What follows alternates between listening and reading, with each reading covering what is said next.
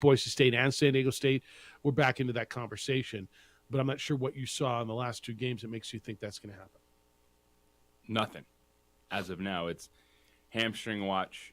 It's unbelievable to look at this team and just say, is there no one other than Jalen House that can bring energy offensively? Because this team is not going to all of a sudden start playing defense. This team is not going to change your identity. This team, the way they were constructed this season, would outscore you, be really efficient offensively, that would cover up some of the warts, and then they'd have their moments defensively. Now, all of a sudden, without Jalen House, they're getting nothing defensively. They're getting exposed defensively, and the last two games have been an utter disaster for this program. And last night, you're at home against an undermanned Wyoming basketball team. They out-rebounded UNM 39-22. They had a 16-8 advantage in second chance points, and they scored 24 points in the paint to Lobos 22. Wyoming played harder than New Mexico. Is it over? You can't say it's over. I don't think it is either. Because there's still opportunities on the schedule, but they're not games I think this team can win right now. Well, they better win the next one. Like honestly. And they're walking into San Jose, and did you think that you'd be saying Lobo basketball is going to be an underdog to the San Jose State Spartans? Well, I mean, not a couple weeks ago. I think when you started the season, you could say, okay, I mean, maybe Tim Miles will turn things around. Kind of crazy that Tim Miles was the guy who was probably the runner-up, certainly one of the three finalists for the job when Richard Pitino got it, and what he's done and turned that thing around in 2 years too. I mean, this wasn't even a conversation a couple weeks ago. Who's turned it around quicker? Who's done a better job? Who's built that thing quicker? It was absolutely the team that was ranked in the country, the last undefeated team, the team that was in every single mock bracket, right? Every one of them. And now New Mexico's looking up at San Jose State in the standings. San Jose State went into Vegas last night and beat the Rebels 75-66. They overtake New Mexico. And New Mexico, to your point, the lack of energy on offense, defensively, it's become an issue. I had a national writer text me last night, like, what's going on with New Mexico? They look horrible. And I'm like, yeah, at that point, I think they were down 18 points. Again, this is a Wyoming team that is now 3-10, so they came in 2-10 in conference, had not won a true road game, won away a road game in a year and 2 days. And they came in, and if you were dropped in from Mars last night and you said, hey, one of these teams is on the bubble for the NCAA tournament and the other one is in last place in this league, it would have been easy to pick it out, and you'd have been wrong, right? Yes. It's just so hard to wrap your mind around it. And then people will point to the non-conference schedule. It's soft. This should happen. The last two games are just mind-blowing. Even with being down Jalen House, the lack of energy, the lack of effort, it's mind-boggling. It is really hard to wrap your head around what we've seen the Lobos play the last two games. And everyone, you go in there, Rich Pitino, the players, it is, what do we do? I'm sitting there, I'm looking at Dave Pilipovich, and I'm like, Dave, you got 3 days? You best install that Air Force playbook right now, because I don't know what else there is to get that's going. Not going to happen. Wyoming came in and did that same thing. That we don't have a lot of players. We're going to run the shot clock out, and take our threes. And shoot. How many steals did they have last night? Well, eight steals for Wyoming. Lobos turned the ball over 10 times. Wyoming hit 11 of 29 from three-point land, and it felt like they were way better than that. I mean, they were hitting big shot after big shot. Hunter Thompson, their big guy, hit four. That guy was on fire. Yeah, he had 12 points. Look, the monster of the mid-range, Jamal Mashburn, was your leading scorer, 15 points on 6 of 17 shooting.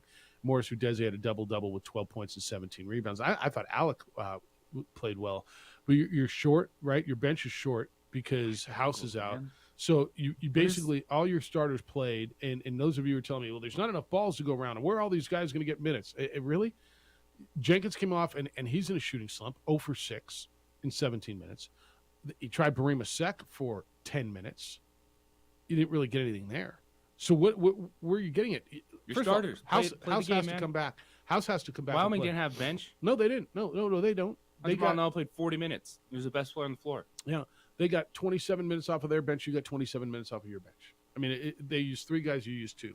But yeah, they both got the same amount of minutes off of your bench. They got 5 points. You got 2. So this was a starter game, and this is what it's going to be. And House is a senior, right? well, House is a senior that could opt in for a COVID year Okay. if he wanted to come back. But if he leaves and this is their fire that they're holding, Well, to I mean, keep the team look, that's together, college that's basketball, scary. right? Yeah. You guys come and go and like JJ said, it's 2-year cycles now. I don't even know that you can look forward to next year. You got to look forward to the next Right. game, Yeah. and this is about figuring it out. He must be getting better if he's suited, right? And the TV broadcast said he's there, available in an emergency situation. I don't know how much more of an emergency situation you get than being down by 16 at home to Wyoming. You could tell, seeing his reaction that he really wanted to go, but he's not right.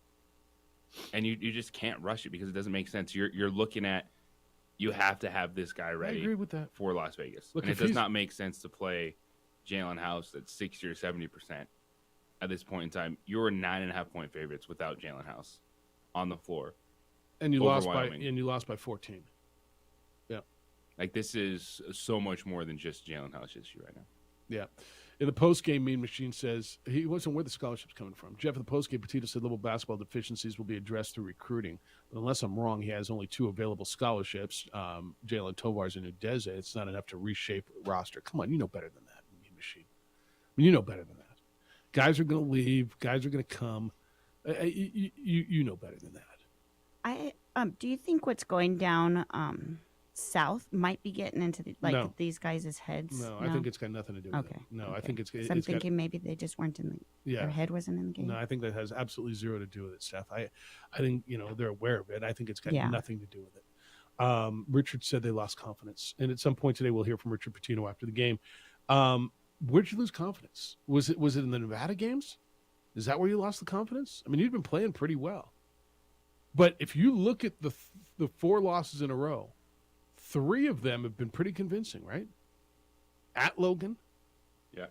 at Air Force, and now this one at home against Wyoming. Now you had the Nevada game that went down to the wire and the ball rolled around on the rim and rolled and dropped in. And again, if that goes the other way, you feel a lot different about things. But how do they turn this thing around? And it is now. It's to your point. It is about getting confidence back and going to Vegas. And right now, it's about making it 3 days in Vegas instead of 4 days in Vegas. And that means you've got to win in San Jose on Friday. And San Jose State is playing well. They just beat Utah State over the weekend, a team that ran you out of their building. They just beat UNLV, a team who came into your building and beat you. They got a big game, and they got, whether you realize it or not, San Jose State's got one of the best players in this league. And it's before the Lobos, Utah State game, Nevada, that happened. It's now Fresno. It's looking back at the Fresno State game. Mm-hmm. It's looking back at Air Force, what happened last night. Those games can't happen. And that's why it's more so than just, tough Mountain West Conference when I look at Nevada, Utah State.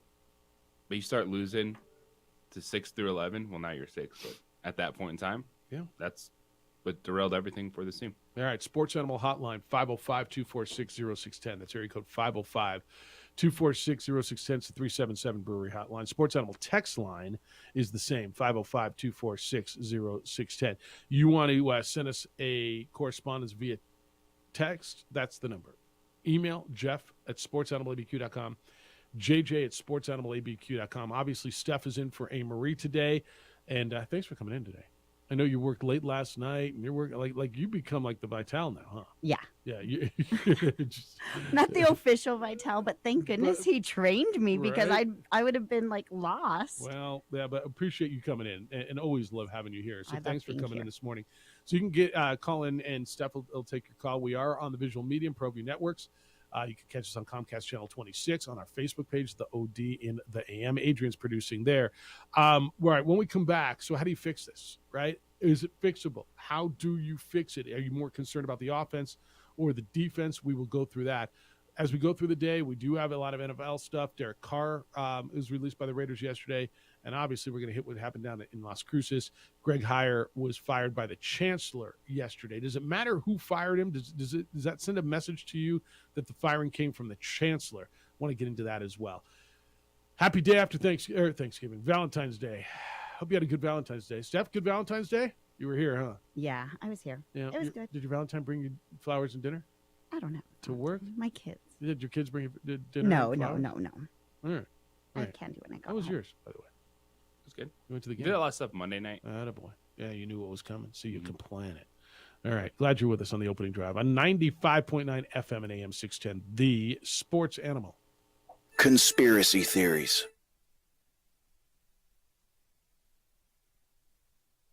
We would like to thank the following sponsors for making this broadcast possible.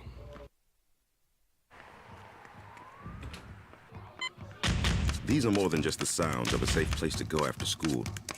These are the sounds of interest being ignited. Mexico Youth Sports. Air Force Special Warfare operators are critical thinkers. They maintain a high level of fitness, they take initiative, and they don't quit. For more information on Air Force Special Warfare, contact me at the number listed below. U.S. Air Force Special Warfare are proud supporters of ProView Sports. As a mom, I try to make the best choices for my family and our health. That's why I choose Western Sky Community Care. It's a Medicaid plan with quality health coverage and special benefits like Boys and Girls Club membership credit, additional dental benefits, and wellness and support programs. I decide which Medicaid plan is right for us. I choose Western Sky Community Care. Learn more about Western Sky Community Care by visiting discoverwesternsky.com today. Don't sacrifice quality and flavor when you're in a hurry. Golden Pride offers ribs, fried chicken, green and red chili breakfast burritos, and Frontier Cinnabons. 4 great locations, or visit us online at goldenpride@abq.com. Golden Pride Barbecue Chicken and Ribs, proud supporter of ProView Sports Network. Well, I'm going to the frontier, walking to the cashier, order up a root beer and a number 1. Cover it with green stuff, 1 scoop is not enough. Find a booth is real tough, back by the Duke. Meet my family, meet my friends in the quirkiest restaurant I have ever been. All of Albuquerque's favorite spot, it's the Frontier Restaurant. The Frontier Restaurant is a proud supporter of ProView Networks. We fight the battles no one hears about. We drop into the middle of firefights to rescue others. And act as one man. Air are proud supporters of ProView Network and New Mexico Youth Sports. Air Force Special Warfare operators are critical thinkers. They maintain a high level of fitness, they take initiative, and they don't quit. For more information on Air Force Special Warfare, contact me at the number listed below. U.S. Sports Animal text line 505-246-0610. You can bring it. Lobos lose last night 70-56 in the pit to the last place team in the league. I understand Jalen House was hurt. So let me ask you this. Jalen House being back, would that have made a difference if he played? Up to his capabilities, yes. But there's still something that's not great about this team because they had to be so good offensively to cover up everything else. All right, so it's like it's a triple whammy now. House being out, the offense is affected. There's obviously even more things going on with your effort defensively. And how has Morris Udeze, the last 2 games against Air Force Wyoming, disappeared? Well, he had 12 and 17, but it didn't feel like he had 12 and 17, right? Like, he got to he only had 5 shots. Yeah. Some of that is he's fouled inside. Well, I understand that, but I think what's not happening, being impactful. Yeah, I think what's happening is they realized, especially with House out, Jenkins isn't making shots. You're going to let Javonte Johnson and Donovan Dent take 3-point shots. They're collapsing and making someone else beat them. And you got the monster of the mid-range, and Jamal is, what did he have, 15 last night? Fine.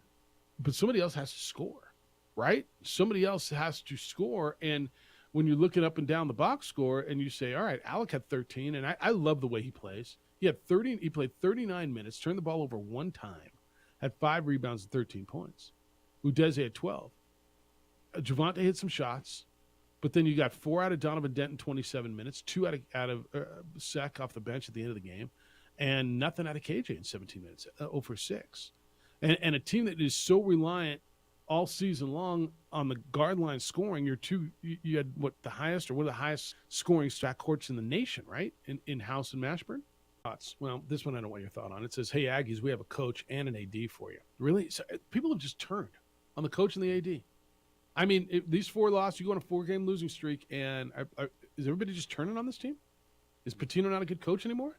Is Eddie bad at AD now for hiring him? This one says, J. Allen Tovar plus, at least try a zone. J. Allen Tovar's not coming back.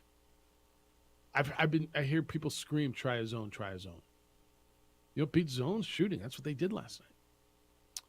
This one says, not recruiting size, running off J. Allen Tovar, redshirting Webb. It's all caught up to Little Dicky. All right. The Webb thing, is that a body that can help you? I've never seen him play. I hear he's pretty good. Looks like it. Yeah.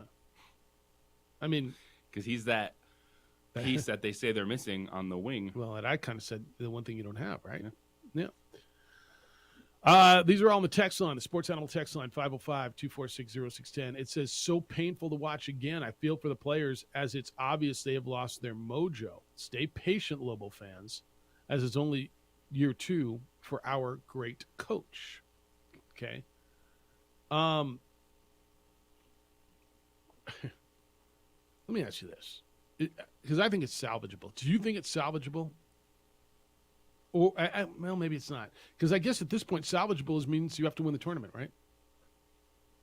It's, to me, it can't be 100% fool's gold that you were able to win a game at St. Mary's, that you won a game at San Diego State. No, we all watched it. We all know what we saw. They looked really good. They were a good, fun, exciting team. Yes. They're lost right now. But I also don't believe it's 100%. Well, they just played soft non-conference. So if they'd have played at Houston and, I don't know, pick one, went to Oregon or went to UCLA, you feel they would have won last night? Is that the argument? If they'd have played, that's what people are pointing out is once they got into Mountain West play, the bottom fell out. Okay, they're 6-7 in league play. So is the point that they're not that good, or if they'd have played those places, they'd have been ready for this? Which one is it? I guess it's telling you both, because they're telling you, well, if you played a harder schedule, you wouldn't have been undefeated. Yeah. But then I've also watched them, lose 1-possession games to Nevada, where they didn't get blued out like Utah State, and then the last 2 is just. So, as inexplicable as losing like last night would be, I mean, then explain to me winning at St. Mary's and San Diego State. If that's the argument. Look, I don't think it was the greatest non-conference schedule ever. It was kind of interesting listening to the broadcast last night and them telling me how great the non-conference schedule was, and it wasn't. I mean, SMU was worse than you thought they would be. You thought you were getting 2 good games against New Mexico State. You knew you were getting a good game at St. Mary's. Then you threw in San Francisco and the Oral Roberts game. And I know those aren't nice, fun, big names to you, but those were good games for the net rankings. I would rather see them play in an MTE with a little bit more oomph to it than the Lobo Classic that they played. I'll listen to that. Jacksonville State, North Dakota State, Northern Colorado. Other than that, I mean, I don't know. Are people? Yeah, they need. I mean, beef it up a little bit, okay. But you got to get X number of home games, right? Pay the bills. I'll listen to that if you want to come in and tell me what that means. Now I'm listening to it. Rod says, did Air Force give the blueprint for beating the Lobos? Jefferson, the best way to stop a great offensive team is to make them play defense. Air Force showed you can wear Lobo basketball down by making them defend the option for 30 seconds on every possession. Is that the blueprint? Wyoming was certainly very patient last night, weren't they? They were very patient. I mean, is that the blueprint? It might be. It very well might be. All right. Lobo fan, the emails are already, they're stacked, and I got to get them to you. And so we'll go through what you think. 505-246-0610. I guess school's around a delay, Steph. How was the drive in this morning? from the east side of town. Mine wasn't too bad once you got onto the freeway. I mean, it was wet, so I Yeah. mean, if the temperature drops, yeah, it's gonna get bad out there. How was but it coming in from the west side? They have an issue. Yeah. So if you're getting ready to get out, it depends where you are. Once I got on main streets, coming off my street, it was about 5-6 inches of snow in the foothills. So just coming down the hill was a little bit sled-like. But once I hit tramway, I think everything was fine. It looks like they've done a good job of getting out there. But be careful out there. Give yourself a little bit of extra time. And obviously, if it looks like the schools are on a little bit of a delay, a 2-hour delay. We'll talk some NFL. Derek Carr is now been released by the Raiders, so he can go where he wants to go and where it is he's wanted. We'll get into that. And New Mexico State did pull the trigger on Greg Heyer. What does it mean? What's next? And what does it mean? When we come back, the chancellor made it very clear he made the decision and had Mario inform Greg Heyer. Is there anything into that? What does that mean? Because I think there's a little something in the messaging and who sent the message. 505-246-0610 is the 377 Brewery hotline here on the Sports Animal today. Hey, guys, how you feeling? Not just like, are you dealing with a cold, but are you tired? Like sluggish way too often? I got some help for you if that's in fact the case. NewMail's been helping men all over the country, and they've been doing this for years. Help men with things like fatigue and depression, weight gain, even erectile dysfunction, and they can help you feel better. Now for men and ladies who are dealing with hair loss, NewMail can take care of you as well. The number is 505-652-1688. That's area code 505-652-1688 or online at NewMail. That's NUMALE.com. So this hair restoration, state-of-the-art options, and they work. Their professionals over at NewMail will walk you through it, and then you'll choose what's best for you. They'll offer you platelet-rich plasma hair therapy. It uses your own platelets to stimulate stem cells, deepen your hair follicle, stops hair loss, you regrow hair. They'll offer you an FDA-cleared clinical hair restoration laser, proven to regrow hair. NeoGraft hair transplants, which produce natural-looking results in less than a week, and there's no linear scarring. Men, ladies, if you're dealing with hair loss, you needn't deal with it anymore. Call NewMail at 505-652-1688. 505-652-1688 or online at newmail.com.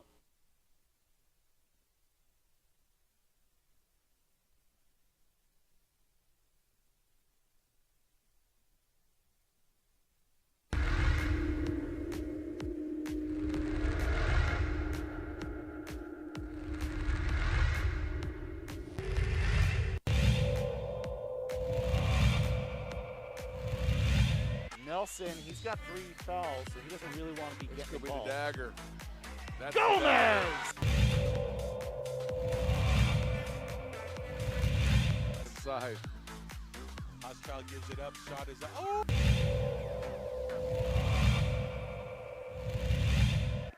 Ball goes inside to Duke, guarded by Trujillo.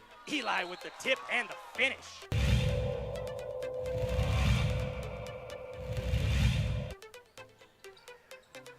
Schermerhorn on the drive. Yes, strong fit. She's gonna got numbers. 1 second. She slips it in just a. Still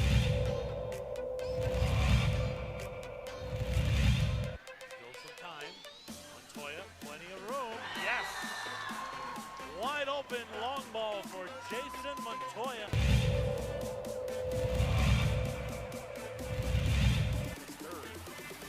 The screen, ball fake, but rejected. Oh, rejects it.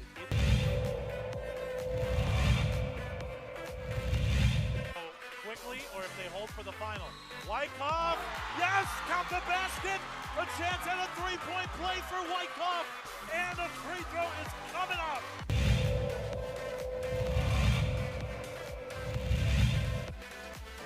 Catch and shoot. E-Hill, give it to the hot hand. Why not? What happened to the boys? And oh boy. Coach.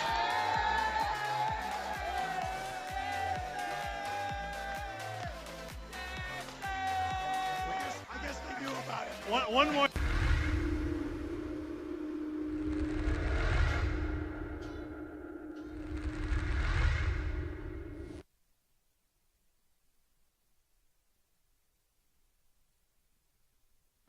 We would like to thank the following sponsors for making this broadcast possible.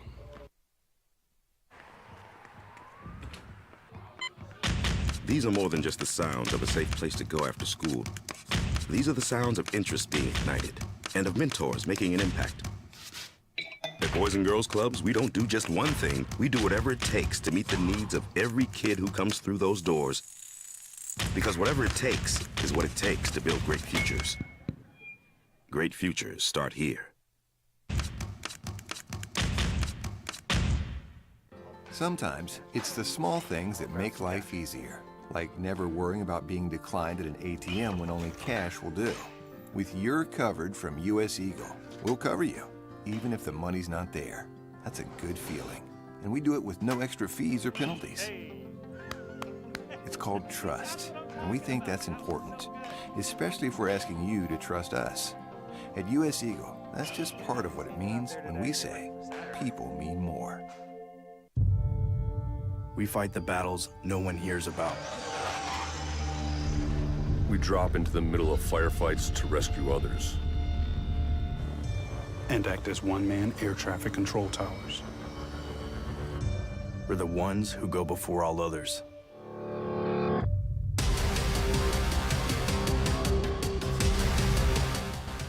U.S. Air Force Special Warfare are proud supporters of ProView Sports. Hi, everyone. My Earlier name is today, Master Sergeant Jacob. This is from Chancellor Dan Arvizu, not from Mario Mocha, the athletic director. Earlier today, I made the decision to terminate men's basketball coach Greg Heyer. Director of Athletics Mario Mocha informed him of my decision this afternoon. This comes after learning of hazing allegations involving student athletes at our men's basketball team. And it goes on. So I think I told you over the weekend I had heard that the chancellor had made this decision earlier, right? And they had to go through the meetings and everything and get the regents together. Does it mean anything that the chancellor, who is on his way out, his contract is up in June, made it very clear that he is the one who made the decision and not the athletic director, the direct report for Greg Heyer? Because I think it does. It feels like there is a point being made in that. Directed at Mario? Or just someone stepping up saying, here's some, X, Y, and Z handling the situation. Yeah, I the fact that it went to the top, in this case, the top being Dan Arvizu, the chancellor, I had to do this. That Mario didn't step in and do it. And look, I maybe I'm playing semantics here. I don't know. I've heard all kinds of stuff, who knew what and when. And I don't know what to believe, and I don't know what is true. And that's why I'm not giving you all kinds of just speculation. Okay. I've asked, and I know Mario, and Mario's been on our show for a long time, and he and I have not spoken other than a short, text throughout this whole thing. Does he survive with this? And I think the biggest, the answer to that is, what did he know and when, right? I think if he knew this was going on for, I don't know, weeks, months, and it continued, then I think he might be in trouble. If he did not know, should he have known? Is it fair to say the athletic director might not know stuff like this? Or are you of the camp where, look, man, he's the AD, he's got to know everything that's going on? Because I think this is a really, really slippery slope here. And I'll make it, I'll try to make an analogy in your business. I mean, pick your business, and does the guy, and I would argue that Mario would be middle management and Arvizu would be the top guy.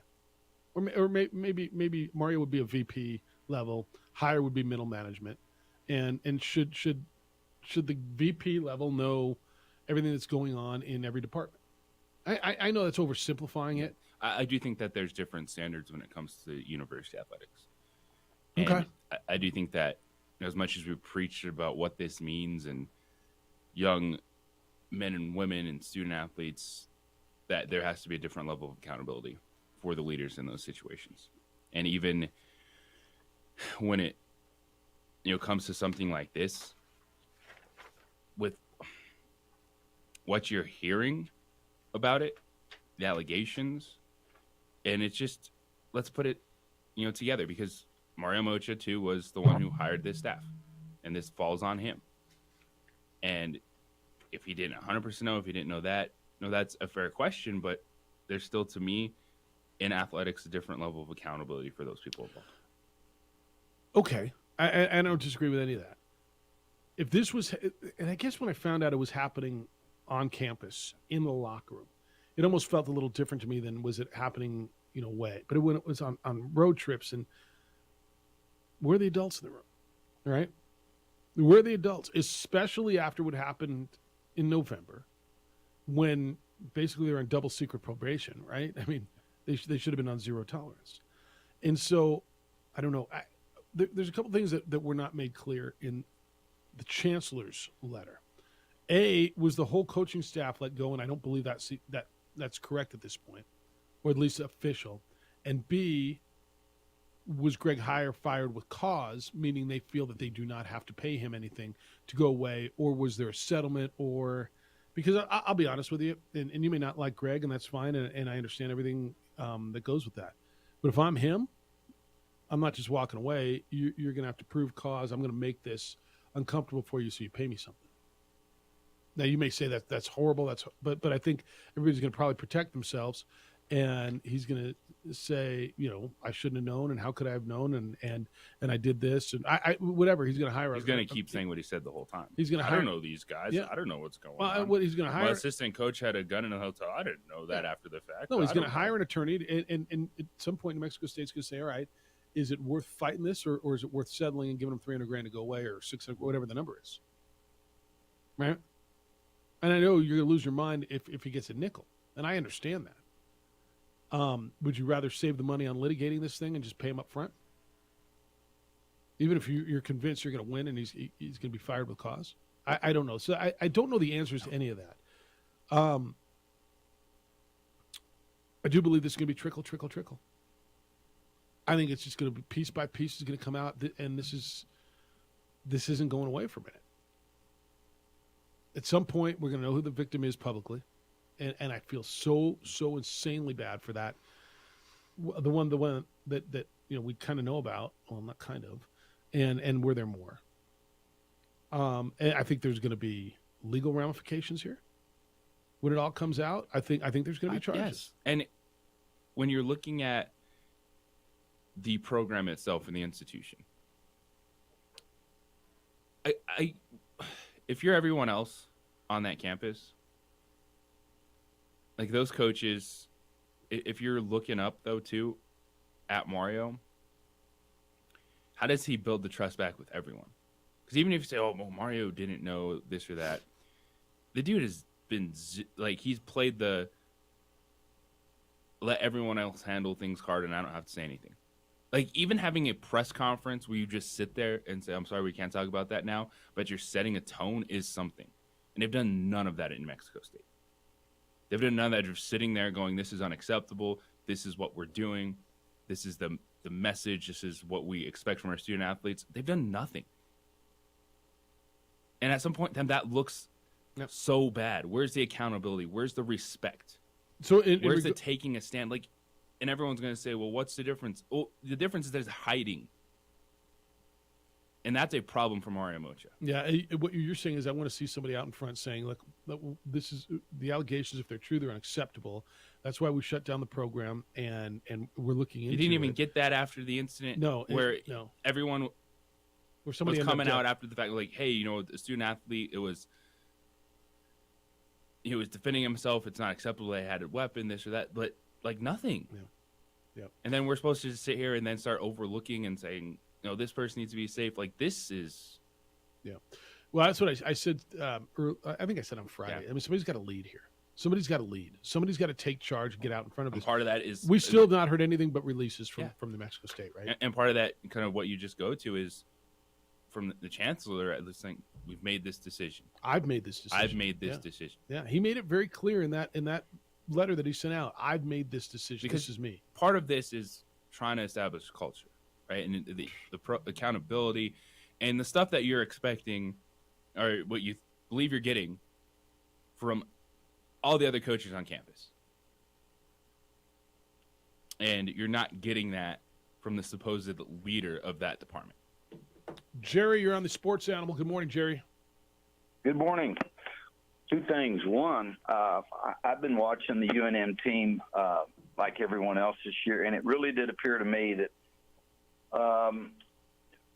probably 4 or 5 games ago, it looked to me like we were getting worn down and worn out, and the losses to Nevada were just, I think, devastated us. But to me, it just shows that our team is a good team this year, and we've come a long way. But I've watched a lot of basketball, and you do not see many teams our size. We're small. We're small everywhere. Even our big guys aren't big. So I just wonder if that has been a bigger effect than anything. And I'm certainly not giving up hope. I think Pitino's done an unbelievable job in his second season, and I just think we got to give him time and relax people.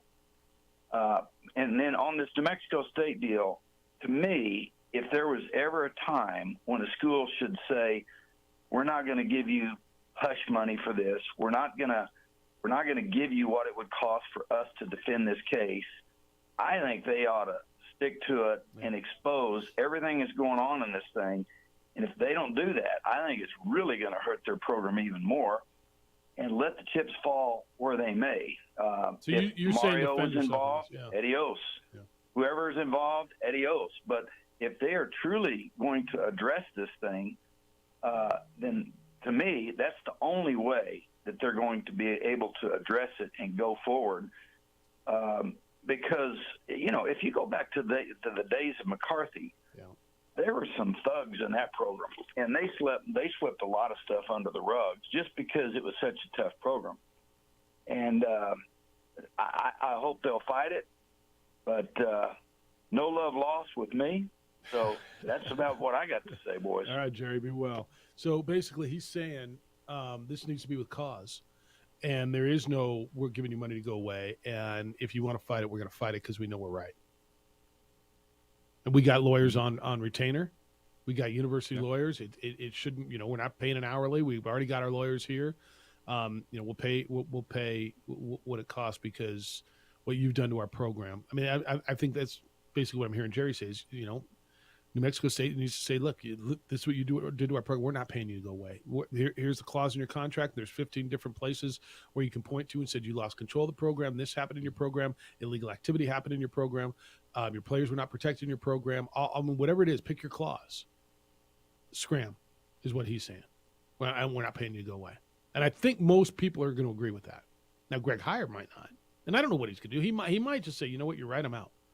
I got to go figure something else out. I don't know. But I think that's all coming. 505-246-0610. It's the 377 Brewery Hotline. You can get a hold of the Sports Animal by sending us a text as well at the same number, 505-246-0610. We're going to talk more Lobo basketball coming up at 8 o'clock this morning. Lobos lose 70-56 in the pit last night. We're going to get more into this conversation because there's a ton of correspondence on it. When we come back, the Raiders released Derek Carr. Where is the spot for him? What is the best spot? Everybody's got an idea. We do too. I know you do as well. We'll get into that when we return. You a business owner? You work for a business? Listen up. You can score big points with a boss if you just work for the business. It's not even yours. There's a federal program. So the federal government has promised over $135 billion with a B dollars in tax refunds for small and medium-sized businesses who kept employees on payroll through COVID. So business owners are eligible for the employee retention credit even if you receive PPP funds. RefundsPro.com specializes in getting through the red tape, qualifying for this government program, and make it quick and easy. Most refunds are over $100,000. Most refunds are over $100,000. Could you use that right now? There's no downside to apply. There's no fees unless you receive a refund. And the best part, you don't have to pay a penny back to the government. There is a deadline, though, so visit RefundsPro.com. Get started before it's too late. You heard me right. It's not a loan. It's a refund on your business taxes. RefundsPro.com makes qualifying simple, so visit RefundsPro.com to see if you qualify instantly. That's RefundsPro.com. This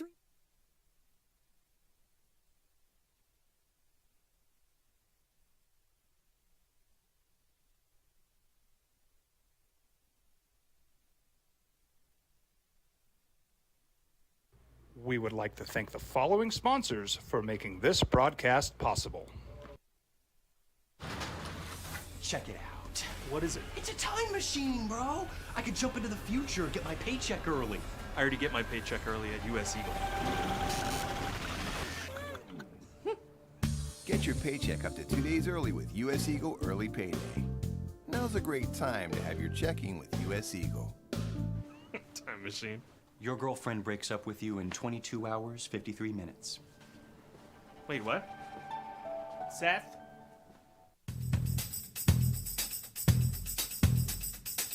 International Protective Services is a proud supporter of ProView Sports and New Mexico Youth Athletics.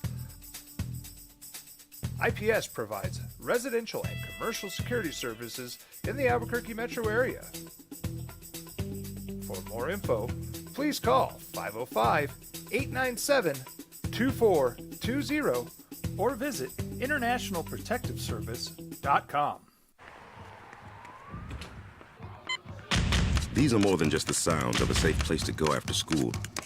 These are the sounds of interest being ignited and of mentors making an impact. At Boys and Girls Clubs, we don't do just one thing. We do whatever it takes to meet the needs of every kid who comes through those doors. Because whatever it takes is what it takes to build great futures. Great futures start here.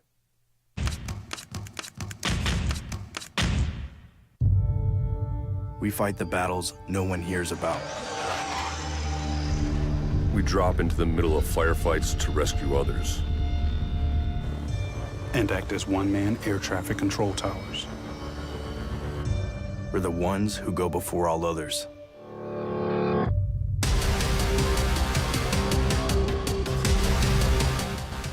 U.S. Air Force Special Warfare are proud supporters of ProView Sports. Well, I'm going to the frontier, walking to the cashier, order up a root beer and a number one. Cover it with green stuff, one scoop is not enough. Find a booth that's real tough, back by the Duke. Meet my family, meet my friends in the quirkiest restaurant I have ever been. All of Albuquerque's favorite spot, it's the Frontier Restaurant. The Frontier Restaurant is a proud supporter of ProView Networks. Hi everyone, my name is Master Sergeant Jacob Groves. I am a Air Force Special Warfare pararescueman. Air Force Special Warfare are proud supporters of ProView Network and New Mexico Youth Sports.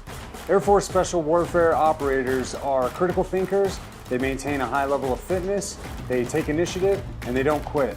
For more information on Air Force Special Warfare, contact me at the number listed below.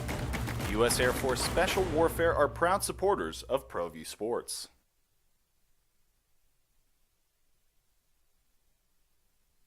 Sometimes it's the small things that make life easier, like never worrying about being declined at an ATM when only cash will do.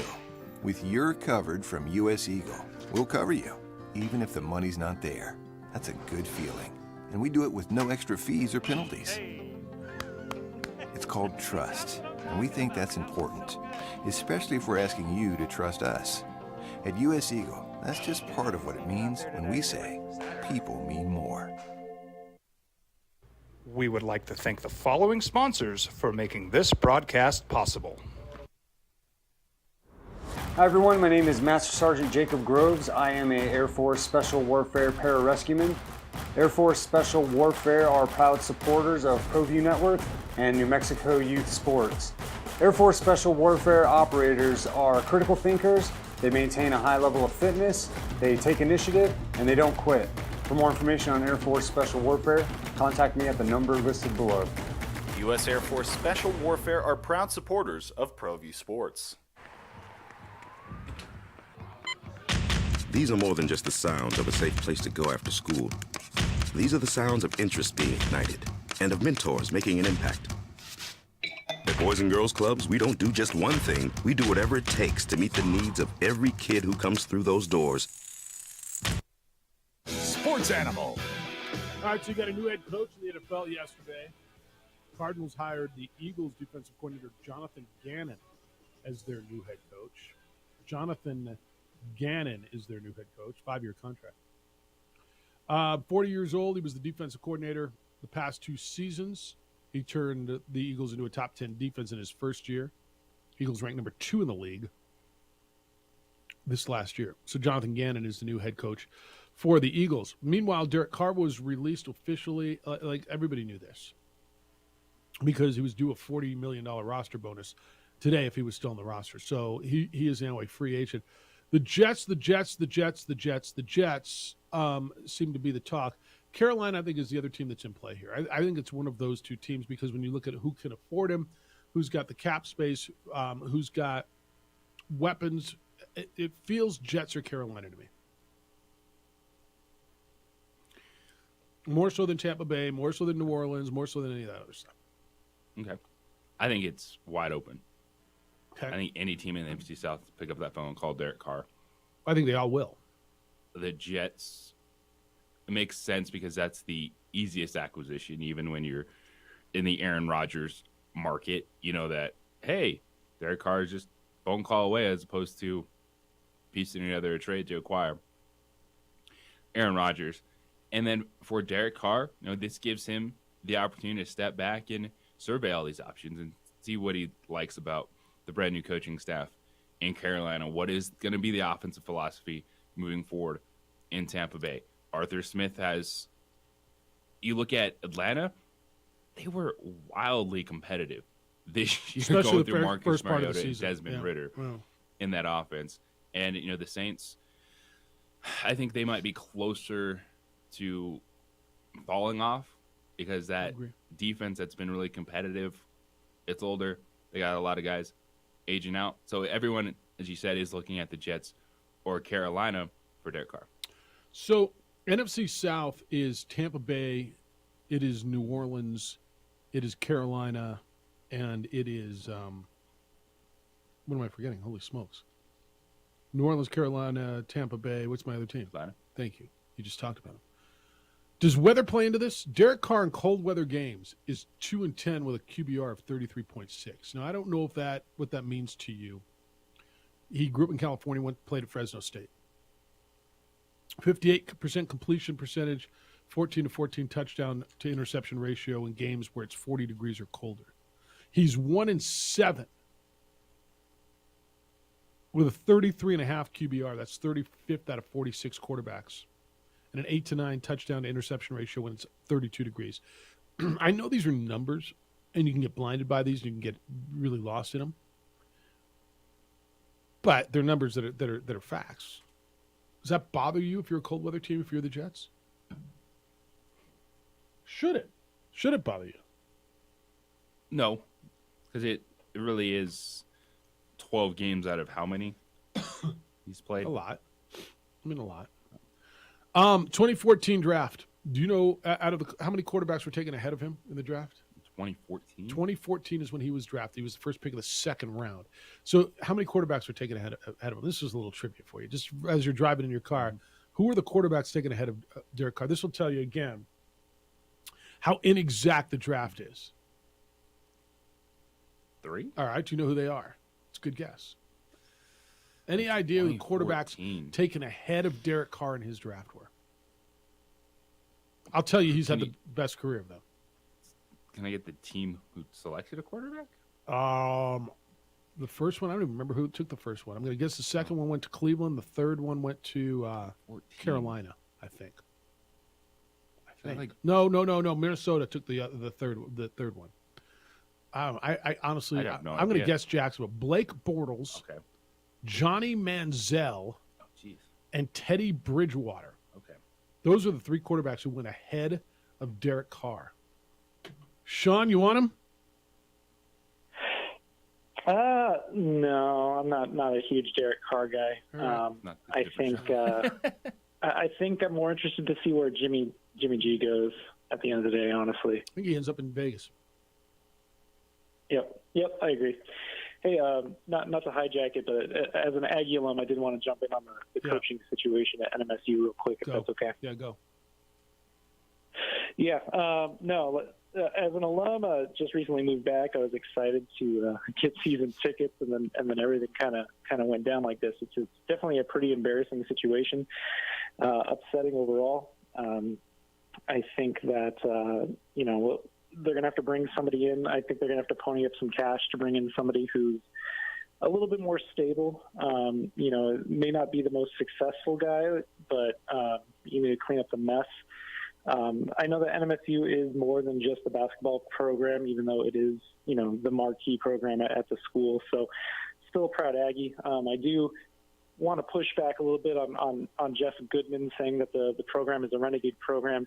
And sorry, JJ, even when you said it was the second chance you yesterday, I think outside of the Jans hire, since Lou Henson 2.0, there hasn't really been a guy with a ton of baggage. They've taken chances on some players, but I don't think they've acted out any differently than any other program has had issues themselves. So I hate that that's the narrative now, that it's the place where, troublemakers go to kind of revamp their career. Thanks, guys. No, I appreciate you, Sean. I want to address what he said on the other side, because that's fair to bring up. It's really fair to bring up. Jeff Goodman is called him renegade. And we, second chance you has come up. And you could look back at their track record and compare it to some other schools, maybe even yours. And it might be a lot more favorable than you think. Steph's producing for A. Marie. Jeff Symbieta, JJ Buck, glad you're with us this morning on 95.9 FM at AM 610, the sports animal.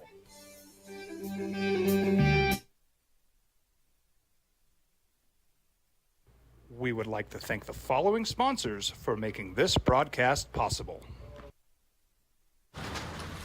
Check it out. What is it? It's a time machine, bro. I could jump into the future, get my paycheck early. I already get my paycheck early at US Eagle. Get your paycheck up to 2 days early with US Eagle Early Payday. Now's a great time to have your checking with US Eagle. Time machine. Your girlfriend breaks up with you in 22 hours, 53 minutes. Wait, what? Seth?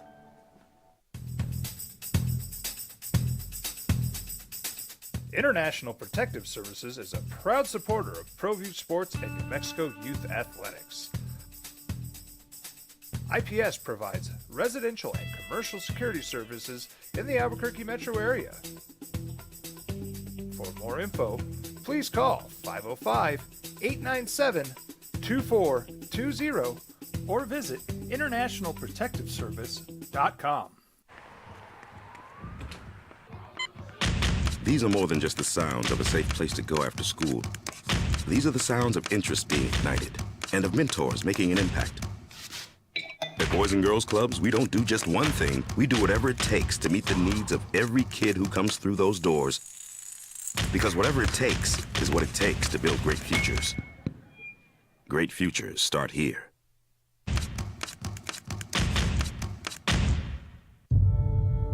We fight the battles no one hears about. We drop into the middle of firefights to rescue others.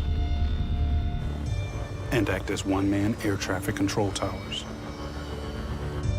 We're the ones who go before all others.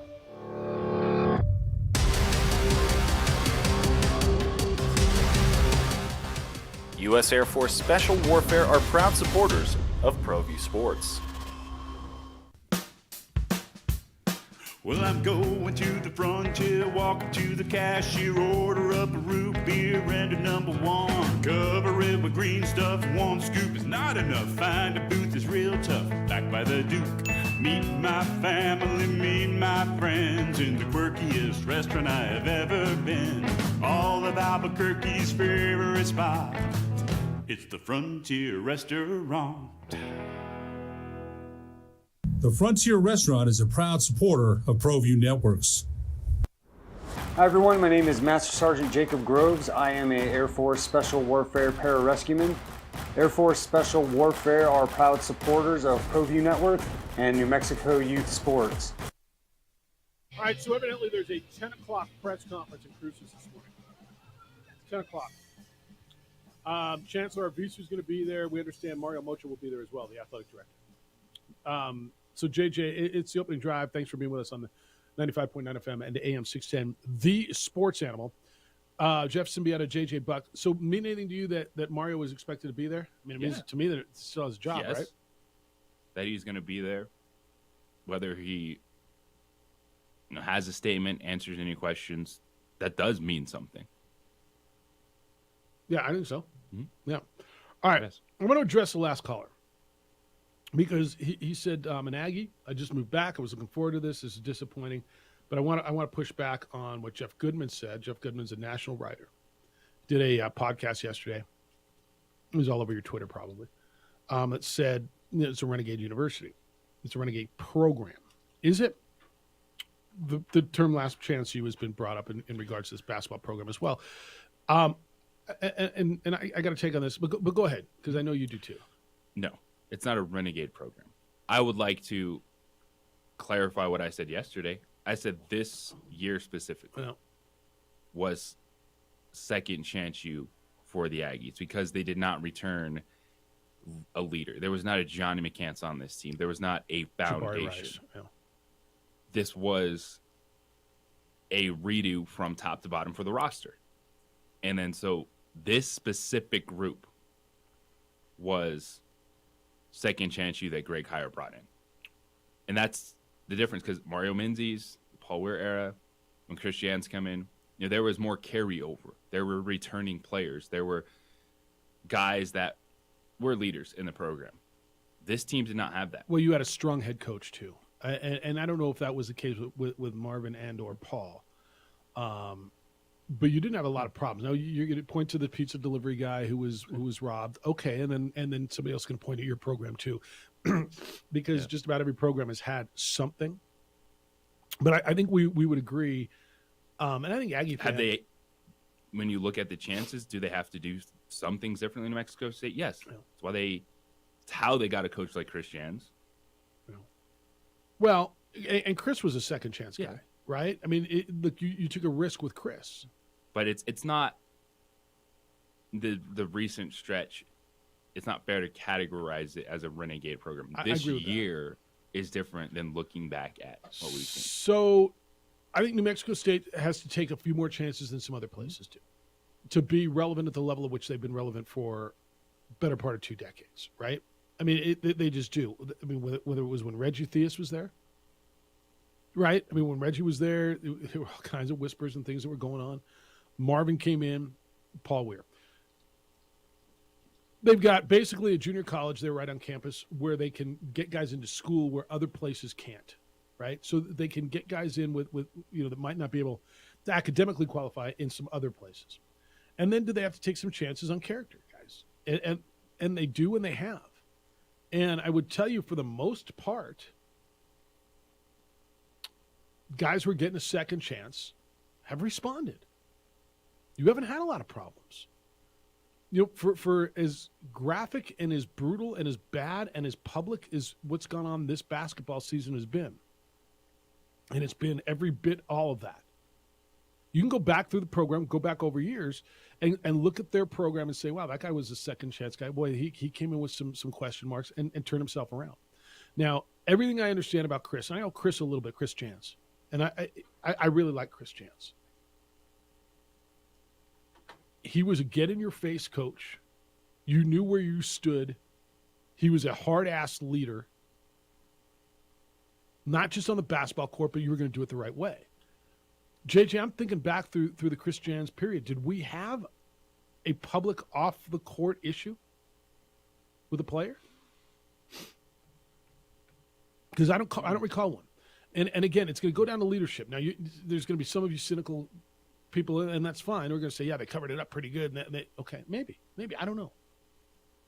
But before you start casting stones, start looking in your program, because it can happen in any program, right? I mean, certainly New Mexico had their issues with Jaquan Lyle and Carlton Bragg and that group. There's those, but this is no. Look, this is another level. I'm not. My point is, they've taken guys who've come in with baggage. And for the most part, it has paid off for them. It has worked. The young men have gotten an education, played basketball, won games at a pretty high level, gone to the NCAA tournament, represented your university in a way in which you were proud, and it worked. Obviously, it blew up in their face this year. Now, did it blow up, or did individuals? I guess you got to have that conversation with yourself. Is it about leadership? It is about the individuals you recruit. It's both in this situation. In this situation, because, it is. Dude, they brought in a kid on probation. Yeah. Like, you could say, does that kid deserve a second chance? Sure, but when you mix it in with this group and the fact that we're not just looking at one guy, this guy, like multiple guys. So that it's not a, oh, well, this is the way they've been for 15 years type of deal. It's addressing it in the moment. No, and so that's why we'll say it's not. I would push back on the whole renegade program notion. That's a renegade program this year, but what was established before, not the case. Like, I'm not talking about Neil McCarthy. I'm kind of when this really started to get rolling in this new era for Aggie basketball. Yeah, look, the Neil McCarthy thing, and I remember being down there the day it all went down. I flew down on Sky 7, watched like a TV show or something, Steph, on the way back. It was like taking a flight back and having in-flight entertainment. But yeah, since then, look, the basketball program has represented that university for the most part in a pretty positive way. You've been really, really proud. And you guys all felt, look, you went to a bowl game this year. You felt you had everything rolling, didn't you? Your basketball team won a game in the NCAA tournament. Your football team won a bowl game. Now it's flipped on you. So going back to Jerry's, who was it? The last caller. I think he's right. I don't know that I think it's a renegade program. I think that's Jeff Goodman probably going a little too extreme. But, I don't know that the second chance you thing is totally wrong. And it could be a good thing. Look, guys who've gotten second chances there and people who are way more intimately involved with that program than you and I can give you lists, player after player, who came in and turned their lives around in Las Cruces, New Mexico. Got an education, played basketball, got some discipline that they probably needed in their life. And whether it was Marvin or Paul Weir or Chris Jans, made a difference in their lives. And Mario's probably part of that as well, right? And here's also when you look at Mario Mocha in this, as an athletic director, as a general manager, you attach yourself to the people you hire. No doubt. And that's why ADs get fired. That's why general managers get fired in sports. Look, we've had this conversation 1,000 times. Hiring a coach is like the draft, right? It's so inexact. You go through the process, you do your due diligence, you make the best educated choice you can. It's like hiring. And any of you who have ever hired someone, I don't care if it's to wait tables or to run your business. You go through the process, you think you're making the right choice, but you are now reliant on the people whom you hire. That's your reputation. That's your business. You're responsible for that.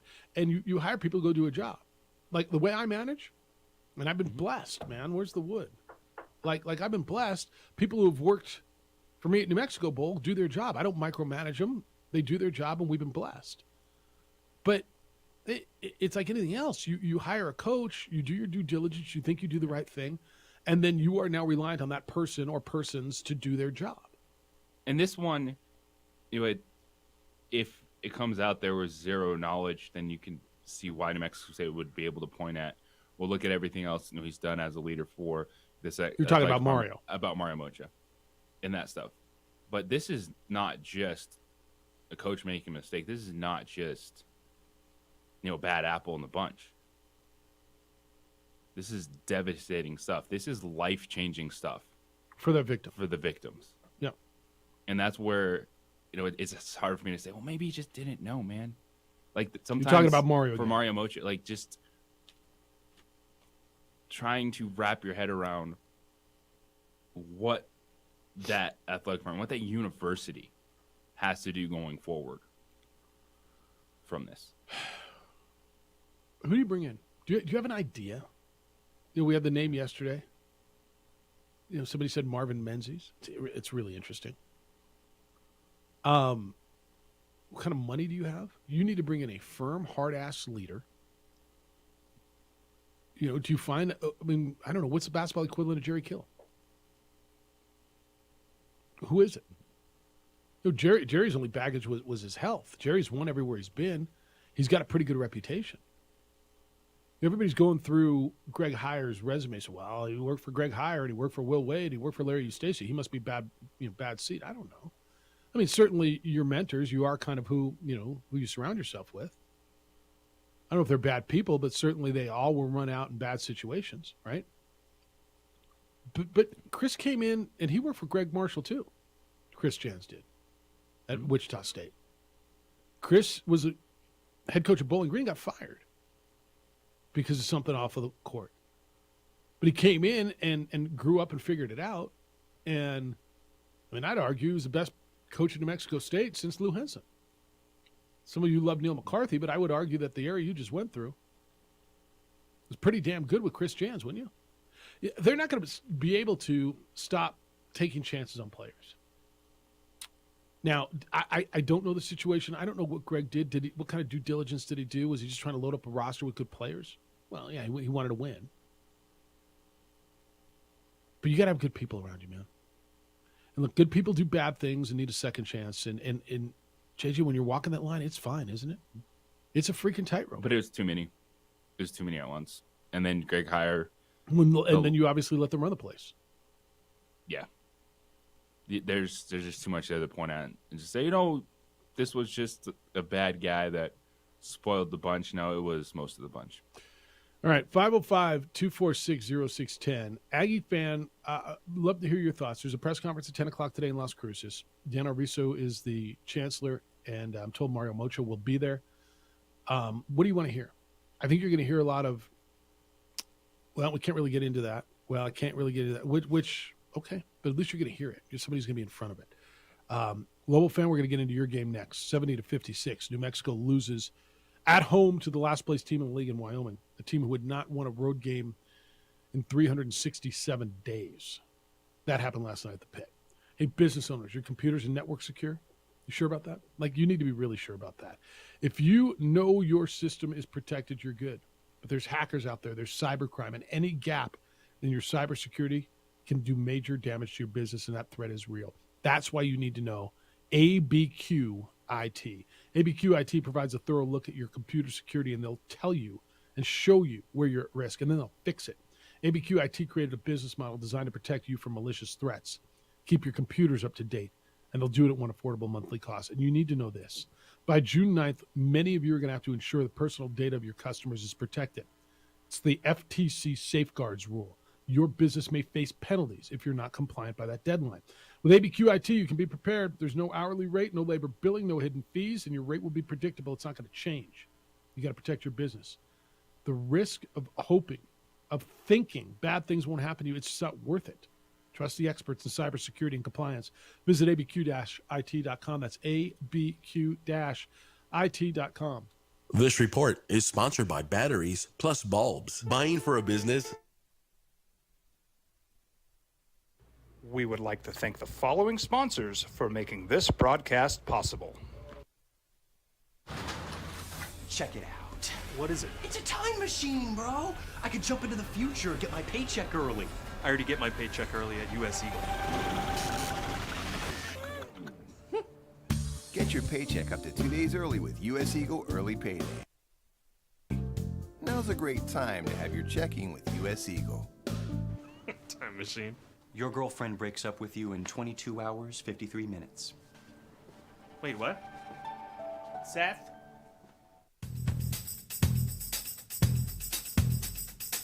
International Protective Services is a proud supporter of ProView Sports and New Mexico Youth Athletics. IPS provides residential and commercial security services in the Albuquerque metro area. For more info, please call 505-897-2420 or visit internationalprotectiveservice.com. These are more than just the sounds of a safe place to go after school. These are the sounds of interest being ignited and of mentors making an impact.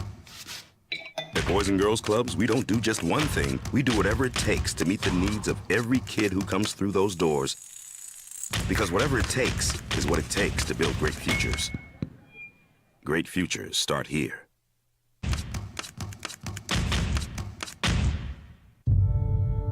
We fight the battles no one hears about. We drop into the middle of firefights to rescue others. And act as one-man air traffic control towers. We're the ones who go before all others.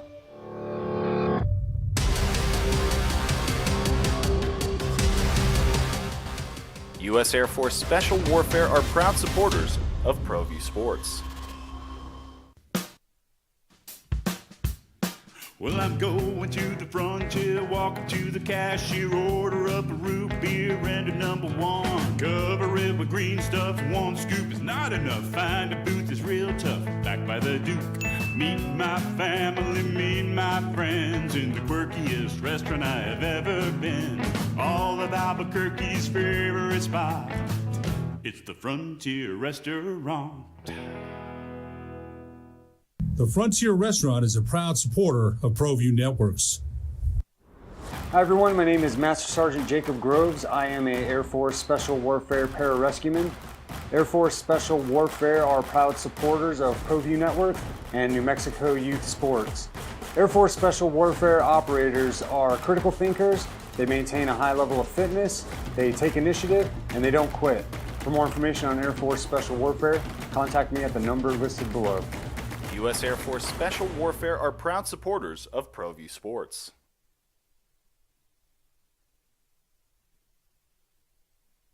Sometimes it's the small things that make life easier, like never worrying about being declined at an ATM when only cash will do. With You're Covered from U.S. Eagle, we'll cover you, even if the money's not there. That's a good feeling. And we do it with no extra fees or penalties. It's called trust, and we think that's important, especially if we're asking you to trust us. At U.S. Eagle, that's just part of what it means when we say people mean more. We would like to thank the following sponsors for making this broadcast possible. Hi everyone, my name is Master Sergeant Jacob Groves. I am a... And then there's this. Lobos lose in the pit to Wyoming last night, 70-56. I said yesterday that it was a must-win game. I thought it was a must-win game. If you had the intention of being an at-large team, which you were in every single bracket out there, then you had a win last night. Tomorrow, be with us right about now, 8:30 tomorrow. So now tomorrow plus another 12 minutes. Jerry Palm, the bracketologist from CBS Sports, is going to be with us. We'll talk to Jerry about what that means for New Mexico losing not only the last four, but the last two, especially to the teams to whom they lost, what it means for the at-large. But I think you guys, so many Lobo fans, and I'll get through most of these. You've got a bigger issue. Steph, you're sitting here listening to the game. Do you watch the game when you listen to it? You produce the game on the Lobo Radio Network. Do you watch it as well or just listen? No, we just listen. All right. So how did you feel as you were listening to that? Were you like kind of in disbelief? It's, yeah, it was just, you just get so like, oh, come on, guys. Right? But, right. yeah. Right. When you were sitting at the pit last night, JJ, it felt like there was this cloud that was falling over it as they were falling deeper and deeper behind. And the crowd at one point was trying to get them back into it. And then it was like almost, you know what, if you guys don't have the energy, then we don't either. They didn't score their second field goal in the game until 12 and a half minutes remaining in the first half. Yeah, that's 7.5 minutes into the game. There was a sense that, all right, slow start, brush it off. Wyoming went on the early run. The Lobos responded that they were just going to turn the corner. And UNM was just going to take over the game. And even trailing at 7 at halftime, you figured, all right, they'll come out second half. You'll see the response you need. And it never came. And you're right. It's just gradually the energy got sucked out of that building. And then people just started thinking about Friday night. And like, here we go again. How is this happening to this team? And they are not responding after what they just went through. So, yeah. And the energy, look, Jalen House is your energy guy. He's out. I always struggle. And I've never played a full college basketball season. I'm going to guess by now, like there's been a lot. You've been going literally since October. So October, November, December, January. This is your fifth month of kind of going really hard. And I can see that we're getting tired. But you know who else is getting tired? Everybody else. You know who had nothing to play for last night? The guys in Brown. They were 2-10 in league play. They had 7 scholarship players. They've been decimated by injury and by defection. And again, I'll say this again. If you dropped in from Mars last night and you went to the pit, you'd be stoked, first of all. And secondly, if someone told you, hey, one of these teams is in the NCAA tournament right now and the other one's last place in this league and had one on the road in a year and in 2 days, you would have flat out, easy. The NCAA tournament teams are winning Brown, right? So I'm struggling with the tired thing. I'll listen to the house is out, and that's a big issue. Everybody's tired now. Everybody is, but you got everything to play for last night. Evidently, Richard Pitino told them yesterday at shoot-around, if the season ends right now, you're in the NCAA tournament. Now, I don't know if they heard it. You're in the only part they heard is the last part. You're in the NCAA tournament, right? But, JJ, they had everything to play for. I'm struggling with the lack of energy piece. I'm right there with you. I don't know how Jalen House can be the only player that brings that. Yeah. You got women's basketball tonight? Tomorrow night. What day is today? Today's Wednesday. I'm looking at the thing. Monday, Tuesday. Oh, that's tomorrow. All right. Who Lady Lobos play? Wyoming again, right? Wyoming. Same school. It's a big one for the ladies. Yes, it is. They're trying to get off that 6th seed and crawl into 5. Both the Lobo men and women are sitting in 6 right now. What does that mean? The top 5 teams of the conference tournament get a bye in the first round. They get a bye into the quarterfinals. The team in front of the Lobo men is San Jose State. That's where they'll be on Wednesday. Another must win. They got to win. Text line, it's always funny to hear NMSU. I'll hit that one in a minute. Morning, guys. As for the Lobos, their defense is, well, at best, street ball quality. Their offense is very undisciplined. And now when you get into crunch time, it's getting exposed. Why do you think they've lost confidence? Because they've lost 4 in a row. So where did it start? What comes first, the chicken or the egg? Because Richard said after the game we've lost confidence. So obviously they've lost confidence. It's a fair question. Why and where do you think they lost their confidence?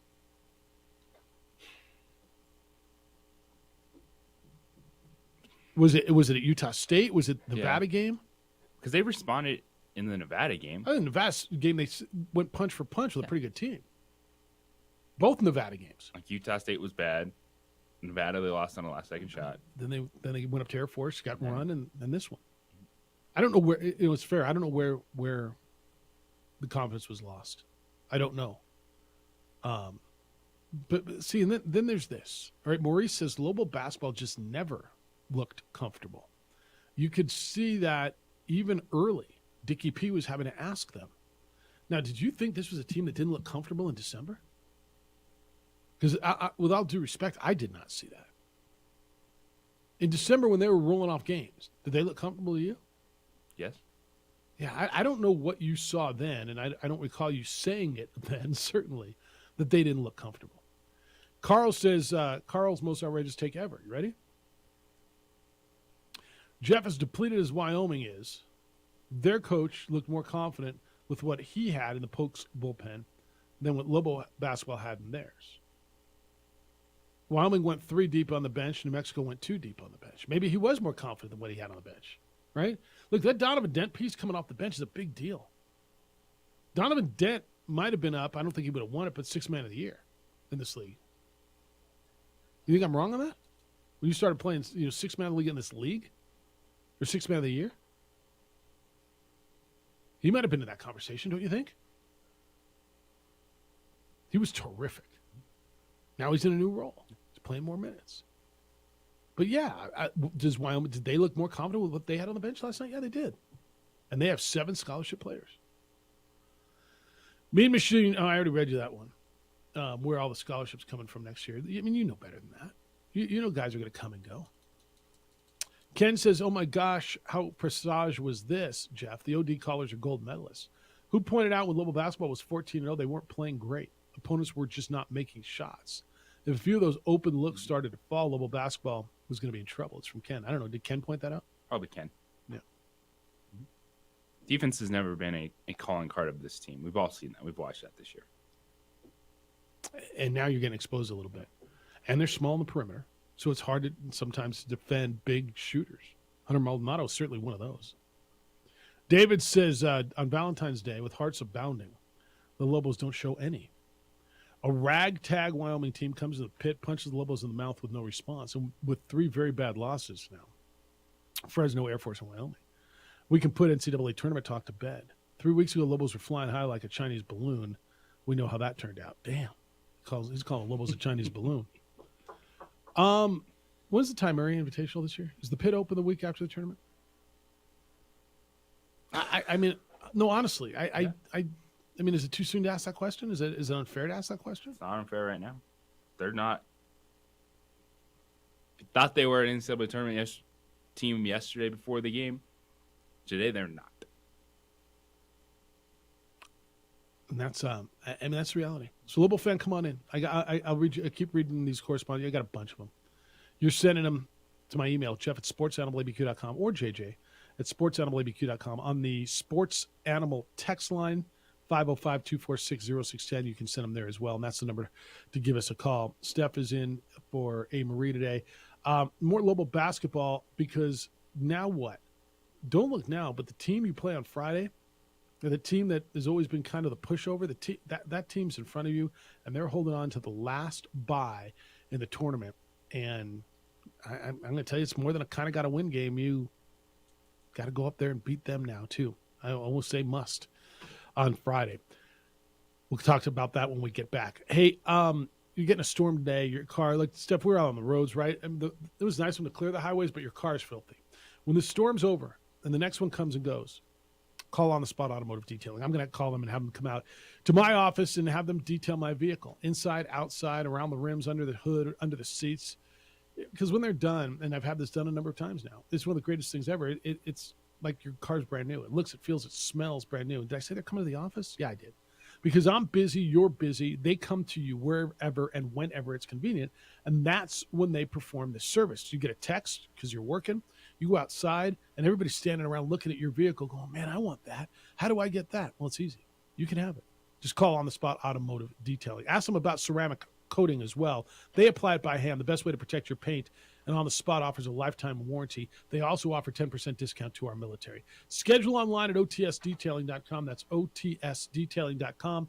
Or you can call them, 505-859-2859. That's 505-859-2859.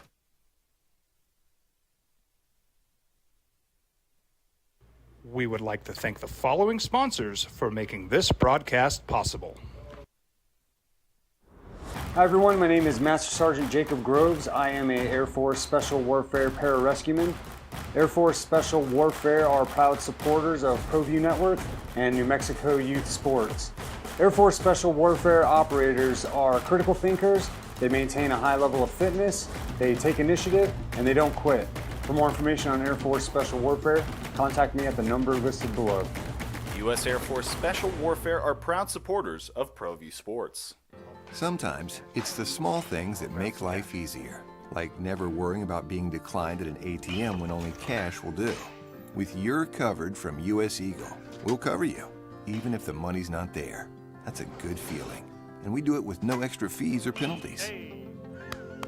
It's called trust, and we think that's important, especially if we're asking you to trust us. At U.S. Eagle, that's just part of what it means when we say people mean more. We would like to thank the following sponsors for making this broadcast possible.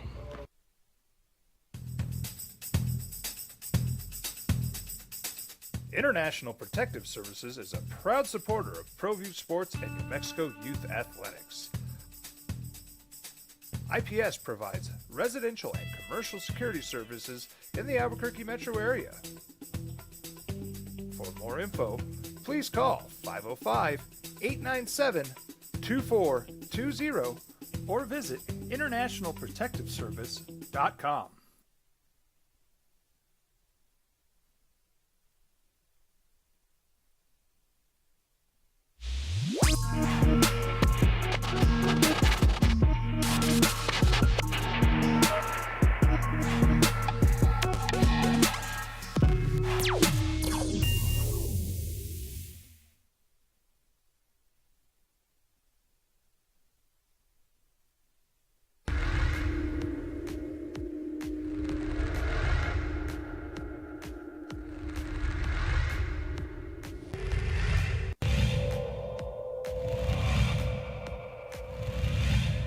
Nelson, he's got 3 fouls, so he doesn't really want to be getting the ball. Dagger.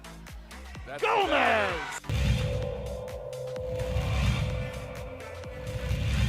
Inside. Hochschild gives it up. Shot is up. Oh!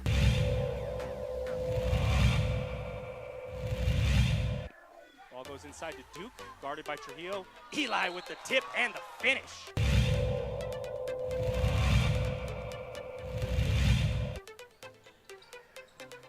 Schermerhorn on the drive. Yes, strong fit. She's gonna got numbers. Gonna 1 make it. second. She slips it in. Just a. Still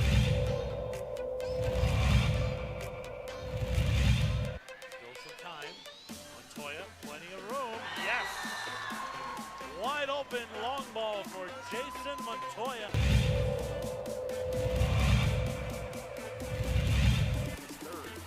One against the screen. Ball fake, but rejected. Oh, rejects it.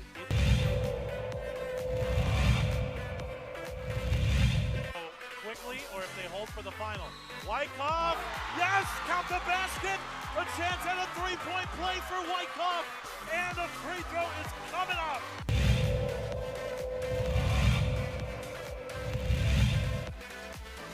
Catch and shoot. Hill, give it to the hot hand. Why not? We're happy for the boys, and I was like, Coach.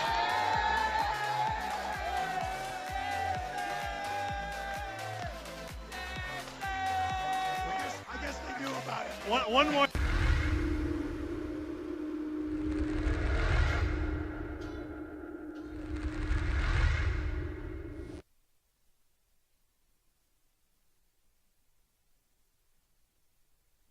We would like to thank the following sponsors for making this broadcast possible.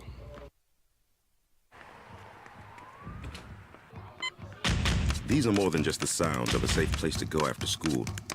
These are the sounds of interest being ignited and of mentors making an impact. At Boys and Girls Clubs, we don't do just one thing. We do whatever it takes to meet the needs of every kid who comes through those doors. Because whatever it takes is what it takes to build great futures. Great futures start here.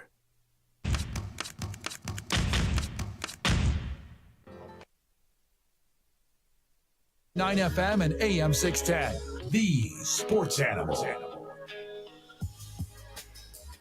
All right, so that team that you're chasing is San Jose State. Like you can probably, and I say this just because, I mean, I think it's reality. You can stop looking at the standings and looking at San Diego State and Nevada, right? Yes. What your focus now is 4 or 5. For Lobo basketball, after losing 70-56 at the Pit last night, San Jose State is 7-6 in the league. You're 6-7. You're going to be there on Friday. San Diego State's got 2 losses. Nevada's got 3. Boise State's got 3. Those are going to be the top 3 teams. You're looking at Utah State, who you don't play again. You don't get them in the Pit this year. San Jose State. And your stretch, like JJ, this was supposed to be the calm before the storm. This was supposed to be, this Air Force in Wyoming was, now you're going at San Jose State. You got to go to Boise next week. Then the Aztecs come in. The next 3 for a team that, in their head coach's words, has lost confidence, honestly, it is super concerning. And I think that's the biggest question is, where did it start? You lost a game. All right, the ball rolled in. Blackshear got up there, hit a shot. But then you just have the bottom fall out against Air Force to come back and play the way they did against Wyoming. You could expect if there's some hiccups in the offense with Jalen House being out. He's a fantastic offensive basketball player. Understood. But how poor they've looked in every other area is really hard to wrap your mind around. Well, defensively, they've not been great all year. I think House puts a little pressure on the ball. He does force a lot of steals. And for all of you, I mean, all the House haters have been really silent, which I think you've been silenced. I think the value of Jalen House has been proven by him sitting on the bench. I love the monster of the mid game, the monster of the mid range in Jamal Mashburn. Somebody else has to do it. And Morris Udesi said after the game, because you asked, where's he been? Well, damn, dude, they're double and triple teaming the guy. Every time he gets it in the post, as big and strong of a man as he is, Well, then somebody's got they to don't shots. run off. I Offense agree off with that. you. You know it's coming, but everyone is flat-footed, and they just wait. Watch those guys back down, double team comes. Ball gets poked out. Yeah, like you know that's happening. Yeah, the movement, and like it's like a haha joke right now, but honestly, like Dave Filipovich install some sets right now because that offense has destroyed you the last 2 games. Especially if you're not going to have Jalen House back. You're not going to the tempo you want. You're not playing any defense. You're not making shots. KJ Jenkins was 0 for 6. Look, I'm not going to bag on a guy for being in a shooting slump. It happens. Guys miss shots. Shooters miss. They go through slumps. But you're in one now. Where else are you going to get points from? You don't have a slasher when House is out, right? You got a guy that can get to the rim and find himself the mid range in Jamal Mashburn. I think Udeze and Alec are working their backsides off. Honestly, I've liked the way Javonte Johnson's played the last couple of games. I think he's come a long way. But you're not deep in where you're getting points from it. And I think you find out sometimes what a freshman is as opposed to a senior. I love Donovan Dent. I think he's going to be terrific. In fact, I think he's really good now. But there is a difference between that senior point guard Jalen House playing 30-something minutes and your freshman point guard in Donovan Dent leading your club. And I think you're seeing it. And JJ, we've had countless conversations about the vocal minority, I believe, that have been on Jalen House. They've been pretty quiet, haven't they? It's different when you're sharing the floor with those two guards. If you want to say late game possessions, you'd rather see Dent or Mashburn control the basketball. That's fair. But you need Jalen House on the floor to open things up. You need the aggressive mindset. Dan says the team I saw last night will not win another game in conference, much less in the tournament. The bottom fell out. Or could one player really make that much of a difference? I hope the bottom is falling out. I hope that's rock bottom. You told me the other day. Didn't you tell me yesterday that Air Force was rock bottom? And what was guess what? It wasn't. And what was my response? I hope so, right? You said it was rock bottom at Air Force. I said I sure hope so. I don't know. Getting that. Let's hope last night was rock bottom. You're going to play a San Jose State team now who has won 3 of their last 4. Beat Utah State and looked really good doing it on Saturday. Was it Saturday or Friday? When did I watch that game? Whatever it was. Went into Thomas and Mack and beat UNLV last night. They've got, would you agree with me that Omari Moore is one of the best players in the league? Yes. That you probably don't know about? Right? Omari Moore is averaging 17 points a game. You got to win. Now, they've only got one guy in double figures, but they got other guys that are doing it. Tolbert, Cardenas. Diallo's coming off and giving them minutes. They got, you guys, this isn't your regular San Jose State team where you go up and you're just going to steal and win and get healthy. That night was supposed to be last night. That night, that get right night, that get healthy night, that was supposed to come last night, and it did not. All right, 505-246-0610, 888-922. 0610. That is the Sports Animal text line. It is also the 377 Brewery hotline, so you can correspond with us either of those ways, or you can send emails, Jeff at sportsanimalabq.com or JJ at sportsanimalabq.com. Can't wait to hear from Smooth Jerry, Jeff, according to Bruce. The Thursday OD can't come soon enough. He wants to hear Jerry Palm. In this segment tomorrow, 8:30 tomorrow, be with us. Jerry Palm, the bracketologist from CBS Sports, will be with us, and we'll talk to him about what did that loss mean. James says, getting tired, Jeff. How much of this is they've been practicing since September? Why are you wearing yourselves out practicing in September when your big games aren't until February? James, you know who else is practicing in September? The guys you just played, the guys you're playing on Saturday, the guys you're playing before. Like with all due respect, and I hear this, and I just so disregard this. Well, they shouldn't have gone on the trip in the summer, and they're tired. These are 18 to 23-year-old, dare I say, world-class athletes in phenomenal shape, and asking them to go play basketball 2 times a week. And I get it. They're student athletes, so there's a lot going on, and they got school, and they got social lives and issues and everything else. But No, going through drills in September. There's one dude who can get away with not practicing. It's Allen Iverson.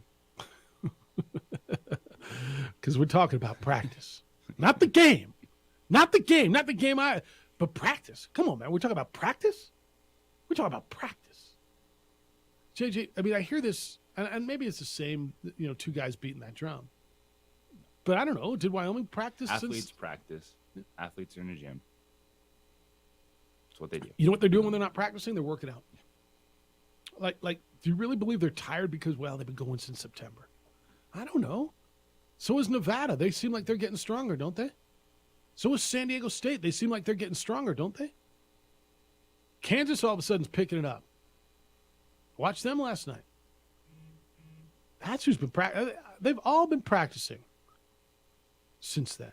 No, I with all due respect, I just, if you want to tell me they're tired and there's a lot going on, all right, I'll listen to that. But that's not why they're getting beat in their own building by 14 points by the last place team who hadn't won on the road in a year and 2 days. No, they're not playing defense. The other guys did. Their offense was stagnant. Do you agree? Yes. There's little energy, and they had everything to play for. Now, figure it out why, and how do you turn it around? Because your next most important game of the year is on Friday in San Jose.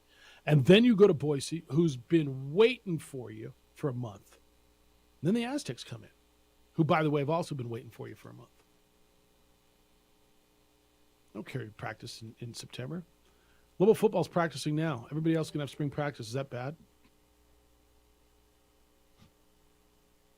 I just, but you know where I am on load management and all that stuff. You're asking young, in shape, world-class athletes to play a couple times a week? Come on now. I mean, is that really the conversation? All right, here's a conversation you should have with yourself. When should I get to John Thomas Jewelers? I don't know, now, today, tomorrow? Best jewelry store in the state, period. One of the best jewelry stores I've ever been to anywhere. Went up there. I've been up there a number of times now. I was going through the insanely impressive inventory. This is custom-made jewelry at an incredibly affordable price. They make more custom-made jewelry in a week than most do in a year. Most jewelers do. Why? Well, because they do it all on premises. They don't send it out to L.A. or to New York or Chicago or Dallas to get it done. They do it right there. They've got, if you can dream it, they can make it. They have the only 3D capable engraver in the state. If you bring in grandma's diamond, you want to do something with it, it stays right here. It doesn't get shipped out to wherever it is. And they're the only preferred jeweler in Albuquerque. That makes them the only jeweler in town where you get a free lifetime nationwide warranty on every piece you buy. When you're ready to pop the question and make her your wife, the transformation is complete with a beautiful custom piece from John Thomas Jewelers. Not playing around. This isn't some mall, quick sell, pick something out of a case jewelry store. This is what you've been looking for. It's my favorite jeweler. It is my jeweler now. It is John Thomas Jewelers. Go see them. Third floor of the Lewis University building. It's on Lomas, 1 block south of Banal. You can go online, johnthomasjewelers.com. Make them your jeweler. If you can dream it, John Thomas Jewelers can make it. This report is sponsored by Staples Store. We would like to thank the following sponsors for making this broadcast possible. Check it out. What is it? It's a time machine, bro. I could jump into the future, get my paycheck early. I already get my paycheck early at US Eagle. Get your paycheck up to 2 days early with US Eagle Early Payday. Now's a great time to have your checking with US Eagle. Time machine. Your girlfriend breaks up with you in 22 hours, 53 minutes. Wait, what? Seth?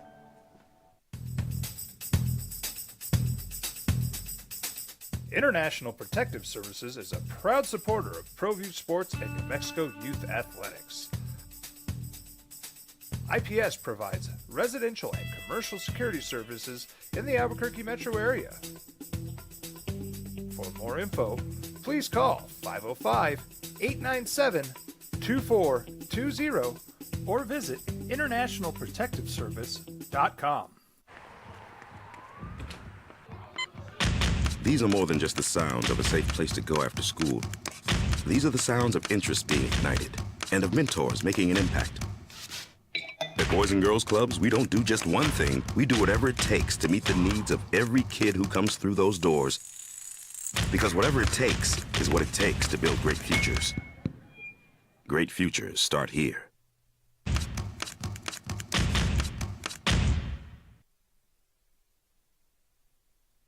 We would like to thank the following sponsors for making this broadcast possible.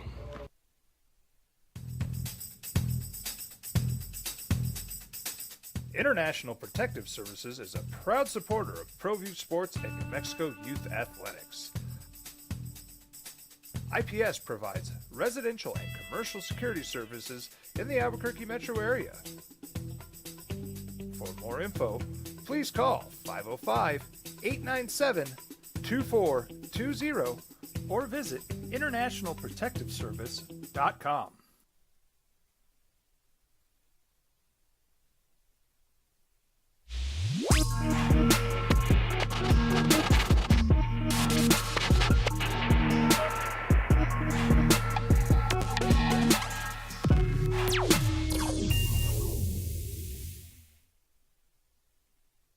We would like to thank the following sponsors for making this broadcast possible. Sometimes it's the small things that make life easier, like never worrying about being declined at an ATM when only cash will do. With You're Covered from US Eagle, we'll cover you, even if the money's not there. That's a good feeling. And we do it with no extra fees or penalties. It's called trust, and we think that's important, especially if we're asking you to trust us. At US Eagle, that's just part of what it means when we say people mean more. These are more than just the sounds of a safe place to go after school. These are the sounds of interest being ignited and of mentors making an impact. At Boys and Girls Clubs, we don't do just one thing. We do whatever it takes to meet the needs of every kid who comes through those doors. Because whatever it takes is what it takes to build great futures. Great futures start here.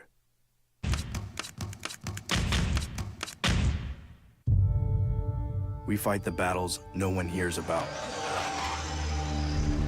We drop into the middle of firefights to rescue others. And act as one-man air traffic control towers. We're the ones who go before all others.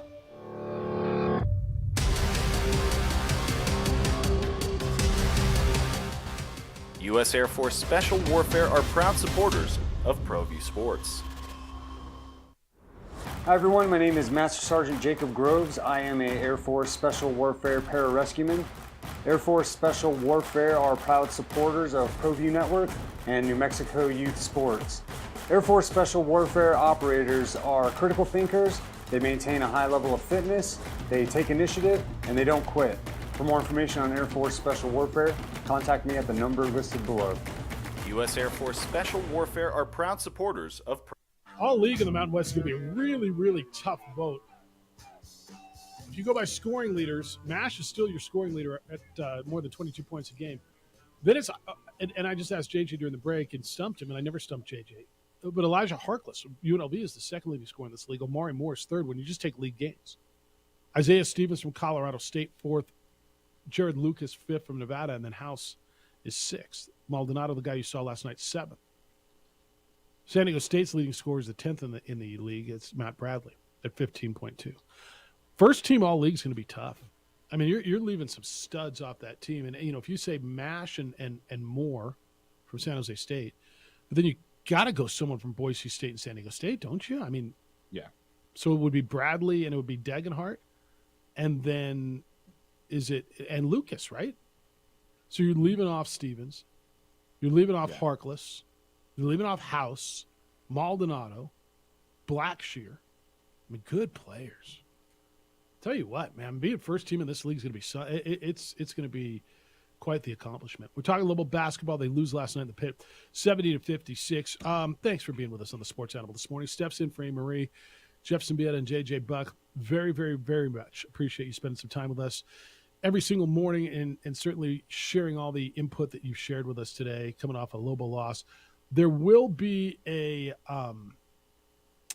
press conference in Las Cruces on the New Mexico State thing. Greg Heyer got fired yesterday by the chancellor. That's at 10 o'clock this morning. We're told Mario Mocha will be part of that. That's the athletic director. Text line, which is 505-246-06. JJ, it says, it's always funny to hear an MSU fan refer to its basketball program as anything marquee. Marquee is in quotes. They were left holding the bag in a league where all the other D1 programs bolted, and they were there exclusively with a bunch of D2 move-ups. Be real, Aggie fan. I don't know. They were beating you as much as you were beating them, weren't they? Hmm? I mean, you can cry all you want and laugh at them. They won a game in the tournament last year, right? They go on a regular basis. Is their league as good as yours? No, it's not. And I don't recall them ever saying we don't want to play in your league. Yeah, no, that's where they were stuck. Text line. It's degrading and unfair, JJ, to say the NMSU program is a mercenary program. This is also the program that produced Pascal Siakam, a max contract guy playing for the Raptors. It is. Which is why we're talking about this year, not overall. Yeah, can we agree this year had a different look and feel to it? I mean, Yes. can we? And I would hope that. And that was what led to the issues, is there wasn't a leader on this team. There wasn't a carryover piece. And sometimes that happens. You have players that run out of eligibility at the same time. And you got to do a full retool. Or bolt. And unfortunately, wasn't the right tools in the toolbox for New Mexico State. Look, if Jans didn't get the Mississippi State job or another job, and again, I'm not going to blame him for jumping over there and making $2.3 million guaranteed. I'm not. Then you could have brought back maybe a Will McNair. Well, you would have brought Jabari back Rice probably. If Texas is calling, you're going. Well, I don't know if he called until he got in the transfer portal, but you might have been able to keep Jabari Rice and Teddy Allen. Right? You might have been able to. And might have been able to keep that band to get together a little bit. Maybe. But this was a reset and a reboot, and it went wrong. You need to blow this thing up down to the studs. So the text line says, I'm going to run some names by you, JJ. Who does New Mexico State hire next? Tom Crean. You like that? The former Indiana coach. Hell, if you can get him, I think that's a great move. Brian Michelson, Gonzaga assistant, may have a buyout. Shante Leggins, Portland. Chris Victor, the Seattle coach. Austin Clonch at Nicholls State. Jordan Mincy at Jacksonville. Kim English, George Mason. Aaron Gano at Hawaii. Okay. If you're going young coach who's run a Division I program, who's had success, I think your fan base listens to you. You need someone who's going to come in here and lay down the law and run the program, right? It can't be someone who, and look, Greg's been with us, and I spent some time with Greg Heyer over the summer and got to know him a little bit. I'm not going to sit here and pretend him and I are boys. Greg seemed like a nice guy, happy guy, brought in guys, but I've heard it was a little looser than certainly what some other coaches go. This program is going to be under such scrutiny. The zero tolerance on this thing is going to be real. Somebody's got to come in. And Tom Crean's interesting to me. Now, I don't know if you can afford him. I don't know what he wants. What's the equivalent of Jerry Kill? What's the basketball equivalent of Jerry Kill? Do you have one? Because I don't know if there is one. No. Don't have that top of the Rolodex right now. Yeah, and that would be a guy who's proven the reason he wasn't getting a chance is literally because of his health, right? Jerry's only 60 years old, 61 now. But he's won everywhere he's gone. Who's that guy? But Aggie fan, where are you going with this? Because it's fair now to have that conversation. Who do you want next? Who's next? Ron's in on the Lobos. Don't forget Fresno State, Jeffy. Everyone's looking at the Aztecs. But senior night is the same dogs who beat you when you were 14-0. Is there a guaranteed win left on the schedule at Fort Collins? It's from Ron. Hell no, there's not. Ron, the guaranteed win was last night, right? Yes, it was. Now, you tell me House is back, and I don't know, man. Is there a guaranteed win on the schedule in this league right now? I tell you the answer is absolutely not. 505-246-0610. That is the 377 Brewery hotline. Sports Animal text line. 505-246-0610. I'm going to reset Lobo basketball, and I'm going to give you an idea of why we think the offense was stagnant and how they turned that thing around. And what's next at New Mexico State? It's the opening drive on 95.9 FM and AM 670 Sports Animal.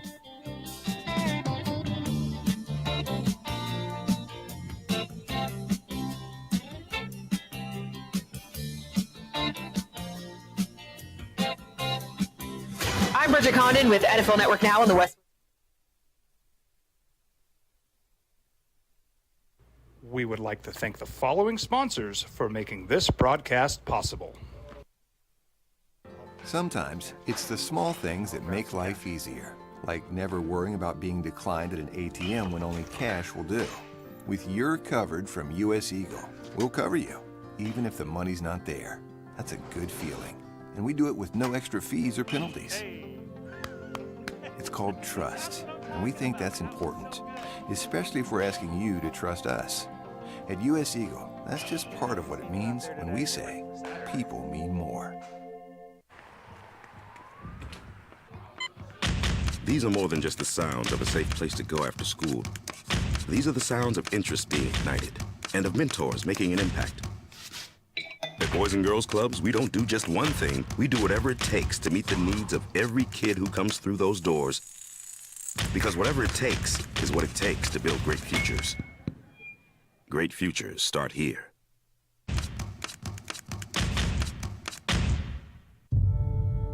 We fight the battles no one hears about. We drop into the middle of firefights to rescue others. And act as one-man air traffic control towers. We're the ones who go before all others.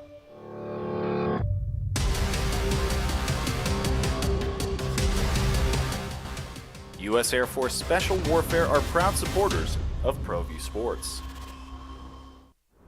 Hi everyone, my name is Master Sergeant Jacob Groves. I am a Air Force Special Warfare pararescueman. Air Force Special Warfare are proud supporters of ProView Network and New Mexico Youth Sports. Air Force Special Warfare operators are critical thinkers. They maintain a high level of fitness, they take initiative, and they don't quit. For more information on Air Force Special Warfare, contact me at the number listed below. U.S. Air Force Special Warfare are proud supporters of ProView Sports. As a mom, I try to make the best choices for my family and our health. That's why I choose Western Sky Community Care. It's a Medicaid plan with quality health coverage and special benefits like Boys and Girls Club membership credit, additional dental benefits, and wellness and support programs. I decide which Medicaid plan is right for us. I choose Western Sky Community Care. Learn more about Western Sky Community Care by visiting discoverwesternsky.com today. Don't sacrifice quality of flavor when you're in a hurry. Golden Pride offers ribs, fried chicken, green and red chili breakfast burritos, and Frontier Cinnabons. 4 great locations, or visit us online at goldenpride@abq.com. Golden Pride Barbecue Chicken and Ribs, proud supporter of ProView Sports Network. Well, I'm going to the frontier, walking to the cashier, order up a root beer and a number 1. Cover it with green stuff, 1 scoop is not enough. Find a booth is real tough, back by the Duke. Meet my family, meet my friends in the quirkiest restaurant I have ever been. All of Albuquerque's favorite spot, it's the Frontier Restaurant. The Frontier Restaurant is a proud supporter of ProView Networks. We fight the battles no one hears about. We drop into the middle of firefights to rescue others. And act as one-man air traffic control towers. We're the ones who go before all others.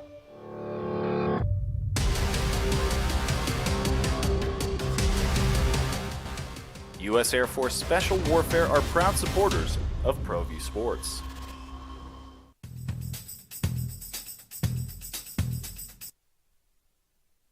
Technique, this is the opening drive with 3-time New Mexico Sportscaster of the Year, Jeff Symbieta, A. Marie Castillo, and JJ Bond. The technique. Well, it's a hoop state. You know that. Aggie Hoops, Lobo Hoops has always been so proud, so passionate with its fan base, its fan base so passionate in regards to hoops, and it's been a bummer here the last couple of days. Lobo basketball loses yesterday in the pit to Wyoming, 70-56, and really takes a big chunk out of the at-large hopes in regards to the NCAA tournament. Now, I'm not going to tell you it's dead because I don't think it is, but the conversation we're having this morning is how do they turn it around, because They got to start winning games. They've lost 4 in a row, 5 out of 6. Lost to the last place team in the league, would not win a road game in a year and 2 days. And now they got to go up to San Jose to play the Spartans, who are now in front of them for the final spot, the bye spot in the conference tournament, and then go to Boise, and then come home for San Diego State. It's a tough road that has been made tougher by what's happened over the last few games. Opening drive, Jeff Symbieta and JJ Buck, thank you for being with us this morning on The Sports Animal. If you want to get in, 505-246-0610. That's both the text line and the phone line. So the offense was stagnant, JJ. House, and if he comes back on Saturday, does it automatically fix what's wrong with that offense? Because I'm going to tell you the answer is no to me. It makes it better. Yeah, it pushes them back in the right direction. They're still, which is, really frustrating when you look at where they're at this point in the season. Things that they can get better at, because I do think that they even trying to play inside out, they get too stagnant. Yeah. Just watching, whether it's Mo or Josiah, just kind of dribble back down, make a move, as opposed to trying to run offense off that, like quick inside out or driving down the lane. And without House, you do lose that driving ability, because Dent hasn't been aggressive the last 2 games, and that's been a little bit frustrating. I think Dent's lost confidence. I can get, it's a true freshman stepping into a bigger role, that there might be some bumps in the road, but his deal is like get downhill, set other people up, and he hasn't been doing that. And then on top of that, he's been getting in foul trouble. And so he's had to sit on the bench. Well, I think he's been going to the rim a lot and having his stuff rejected, which probably got away with in high school. He's playing more minutes, and there's a lot more on him. Look, again, I think Donovan Dent's going to be terrific. And I think he's really, really good right now. I think you're noticing the difference between a senior point guard and a freshman point guard. Now, bringing House back, does that immediately change things? It doesn't change the fact that Morris Udeze getting double teamed and nobody's hitting shots. If House comes in and starts hitting shots, then we can have this conversation. It doesn't change the effect or the fact that they're playing poor defense, does it? No, but the only thing you can do at this point in time is get back to your identity offensively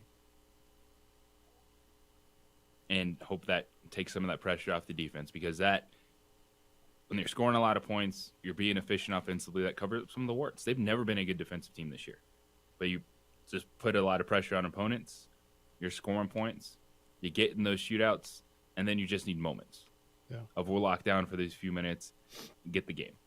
And that's who this Lobo team is. And dudes are making shots against them, and that's a big deal. All right. We've also been talking about what's going on at New Mexico State. And the Aggies made the announcement yesterday through the Chancellor. Chancellor Dan Arvizu made it very clear he was the one to make the decision to fire their head basketball coach, Greg Heyer. He made it very clear that he had Mario Mocha, the athletic director, inform Greg Heyer of his decision. Press conference today, 10 o'clock, so that's a little under an hour from now. Down in Las Cruces, Arvizu, Mario Mocha is scheduled to be there as well, from what we're told.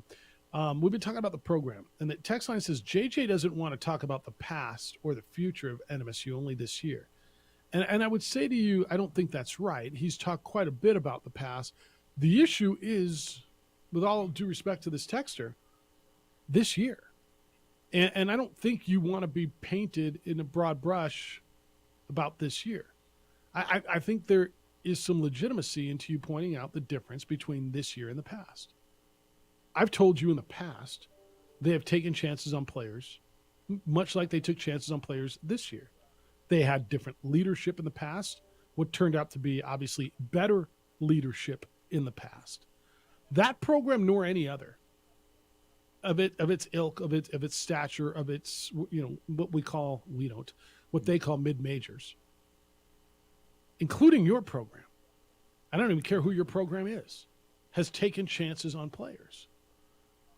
And I'll even go back. J.R. Giddens is an upstanding member of our community. He's a head women's basketball coach at Northern New Mexico Junior College team takes a chance on a player. He came in with a lot of baggage, right? Remember, Steve Alford left him at home when they went on there. Talk about the past.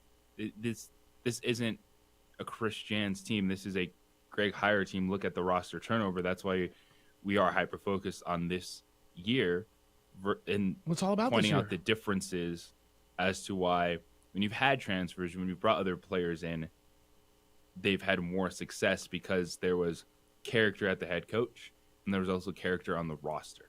You know, there's been a lot of talk, and Johnny McCants is a standout stud player and person for Las that program. Cruces kid. Yeah. You run down the list. You know, Jabari someone Rice pointed out Pascal Siakam, but a guy that came in and it was about basketball and nothing else. And you have those guys along the way with the coaching, and then that allows you to integrate players in. That allows you to give chances. Speaking about this team, from top to bottom, there wasn't that. New Mexico State won games last year. This team didn't win anything. No. Billy Keys was on this roster. Billy Keys was a great Aggie. I'm pretty sure he was a Chicago kid. Came in, and I spent some time with Billy, actually down at the New Mexico State game. You know, and from what I understand, the staff has not been fired yet. Billy seemed like an upstanding guy. You know, he was part of the staff. What did he know? What didn't he know? I don't know. But there was another player, right, that they brought in. And look, I keep hearing you can take the player out of the hood and you can't take the hood out of the player. And all these really, really stereotypical sayings. And I would argue with you to this point. New Mexico State, or just like most programs who are considered mid-majors, not all, most, have taken chances on players. Many guys, second-chance guys with whatever baggage. And for the most part, it has worked out for the university, for the basketball program, and for the student-athlete. This year it didn't. But you can point to your program or everybody else's program. Well, the whole point of this conversation was you did not have leaders this year. There was no leadership from Greg Heiar, and that's evident. The dude's sitting there in a police car being questioned. I get you're not going to try to implicate yourself, but your answer to everything is, I don't know. I don't know these guys I'm coaching. I don't know what the heck this is. There was zero leadership. And the assistants might have been trying. It's, to hold a broad brush picture. What happened is going to have to live with these guys every day. What happened to the victims in this? They don't care if you were a good assistant coach. They're just wondering, how did it get to this point? How did this team get to where that happened to me in a locker room? The other piece of this, Aggie fan, and I think this is the minority because the majority of Aggie fan who's called into this show or corresponded with us, I think is in a place where you understand that the story here is what happened, not the media. But I've read a bunch of stuff coming from some Aggie people. Don't listen to anything up north. They're just trying to come after the program. They're trying to destroy New Mexico State. With all due respect, and no matter how you feel, and I know there's a lot of animosity about the way the November incident was covered, that Aggie faithful feels, hey, this wasn't Mike Peake's fault, and there's a lot of validity to this. He was lured on campus by 4 University of New Mexico students, and that's what made this happen. Now, that might be too simple. It might not be. It's fact. He was lured there by 4 UNM students, one of whom is now deceased. The others are facing what they have to face. And they feel that this story has not been covered fairly, that all the issues have been put on NMSU and not on UNM. And okay, I'll listen to that. This situation, with all due respect, this isn't the media blowing something up, you guys. This is, if the allegations that you're hearing, that you're reading about are true, this is, pick your word, man, disgusting isn't fair enough. And this isn't the media coming after you and trying to smear your university. Like, I'm not asking you to be proud. I'm not asking you to be happy about what you read. But nobody in this situation is making crap up and treating you unfairly. In fact, I would say I think the media, for the most part, has been relatively fair and easy on New Mexico State so far, wouldn't you?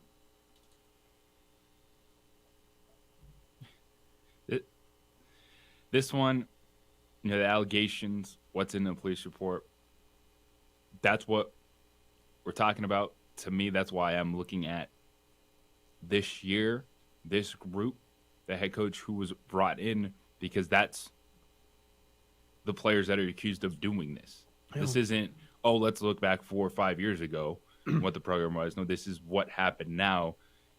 And those victims and those alleged agitators are on this roster right now. All right. If you want to get in, you can. 505-246-0610. Hey, Steph, how long have you been working here? 8 great years. 8 great years. All right. I don't do a lot of happy birthday shout-outs, but the Sports Animal, and especially this show, the opening drive, JJ, we've been on the air July 20-something this year. Will be 15 years, this radio. I mean, assuming we make it there. But the opening drive is going to turn 15 in July. And we've had some great friends, callers, contributors to our show who have passed. Big Donald and Wayne. Today's James Lindemuth's birthday. I don't know how old James would have been, but James he co-hosted the Saturday show on the Sports Animal for a long time. He filled in. He was a regular contributor to our show. Steph, I don't know if you knew James, but happy heavenly birthday to James Lindemuth. He was a great friend of our show. A couple of you have sent me today is his birthday, and I certainly want to acknowledge and remember James. I was with him in the hospital at the very, very end,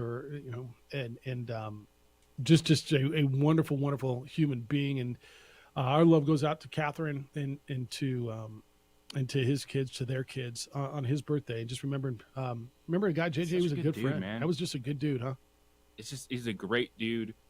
He was passionate. He worked his butt off in whatever he did. Yep. When he came in here, I had the pleasure of doing a couple shows with him when I was just still trying to figure out how to do this and what the heck it takes. And he was always so supportive and guy you could bounce ideas off of. Just great dude. Kind-hearted, good dude. Happy birthday, James. All right, 505-246-0610. Going to get you through NFL news when we get back. I know a lot of you still have correspondence you want on Lobel basketball from last night. I will get to that as well. The Sports Animal text line, 505-246-0610, happens to be the same number as the 377 Brewery hotline, 505-246-0610. Who's watching your home? Hopefully it's the good guys. The good guys watch my home because the bad guys are out there in big numbers. IPS is Affordable Private Security. I hired them a long time ago to keep an eye on my home. And look, you worked hard to build your business, your home. Protect it. Don't let the bad guys come in and destroy it. And the bad guys are on the increase in numbers. The good guys' numbers are shrinking. That's why IPS is there. They offer you highly trained armed guards or 24-hour patrols to come by and make your home secure. My neighbors love the fact that they're by every day. My family feels better, too. I go on the road. I travel. Let them know. They'll pick up packages that are dropped off. If I need the garbage cans rolled to the curb and back on garbage day or pick up newspapers, mail, they'll do all that for you. Call IPS. Protect what you have worked so hard to build. Committed to our city and to your protection. International Protective Services number is 505-897-2420, 505-897-2420, or online at ipsglobal.com.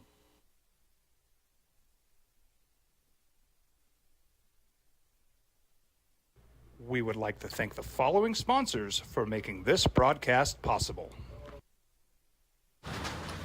Check it out. What is it? It's a time machine, bro. I could jump into the future, get my paycheck early. I already get my paycheck early at US Eagle. Get your paycheck up to 2 days early with US Eagle Early Payday. Now's a great time to have your checking with US Eagle. Time machine. Your girlfriend breaks up with you in 22 hours, 53 minutes. Wait, what? Seth?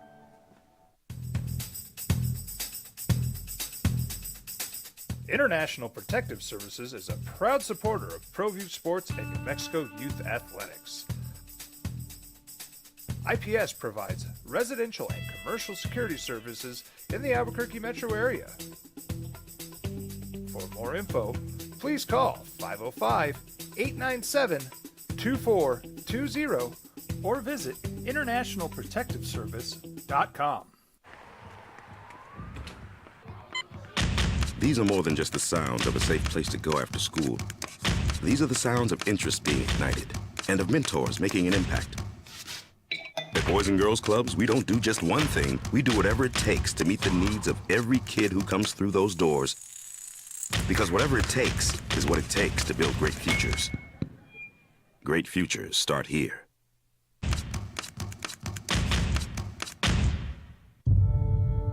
We fight the battles no one hears about.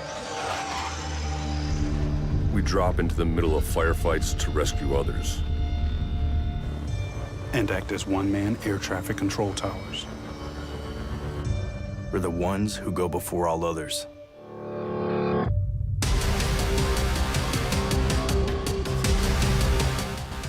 U.S. Air Force Special Warfare are proud supporters of ProView Sports. Well, I'm going to the frontier, walking to the cashier, order up a root beer and a number one. Cover it with green stuff, one scoop is not enough. Find a booth is real tough, back by the Duke. Meet my family, meet my friends in the quirkiest restaurant I have ever been. All of Albuquerque's favorite spot, it's the Frontier Restaurant. The Frontier Restaurant is a proud supporter of ProView Networks. Hi everyone, my name is Master Sergeant Jacob Groves. I am a Air Force Special Warfare pararescueman. Air Force Special Warfare are proud supporters of ProView Network and New Mexico Youth Sports. Air Force Special Warfare operators are critical thinkers. They maintain a high level of fitness, they take initiative, and they don't quit. For more information on Air Force Special Warfare, contact me at the number listed below. U.S. Air Force Special Warfare are proud supporters of ProView Sports.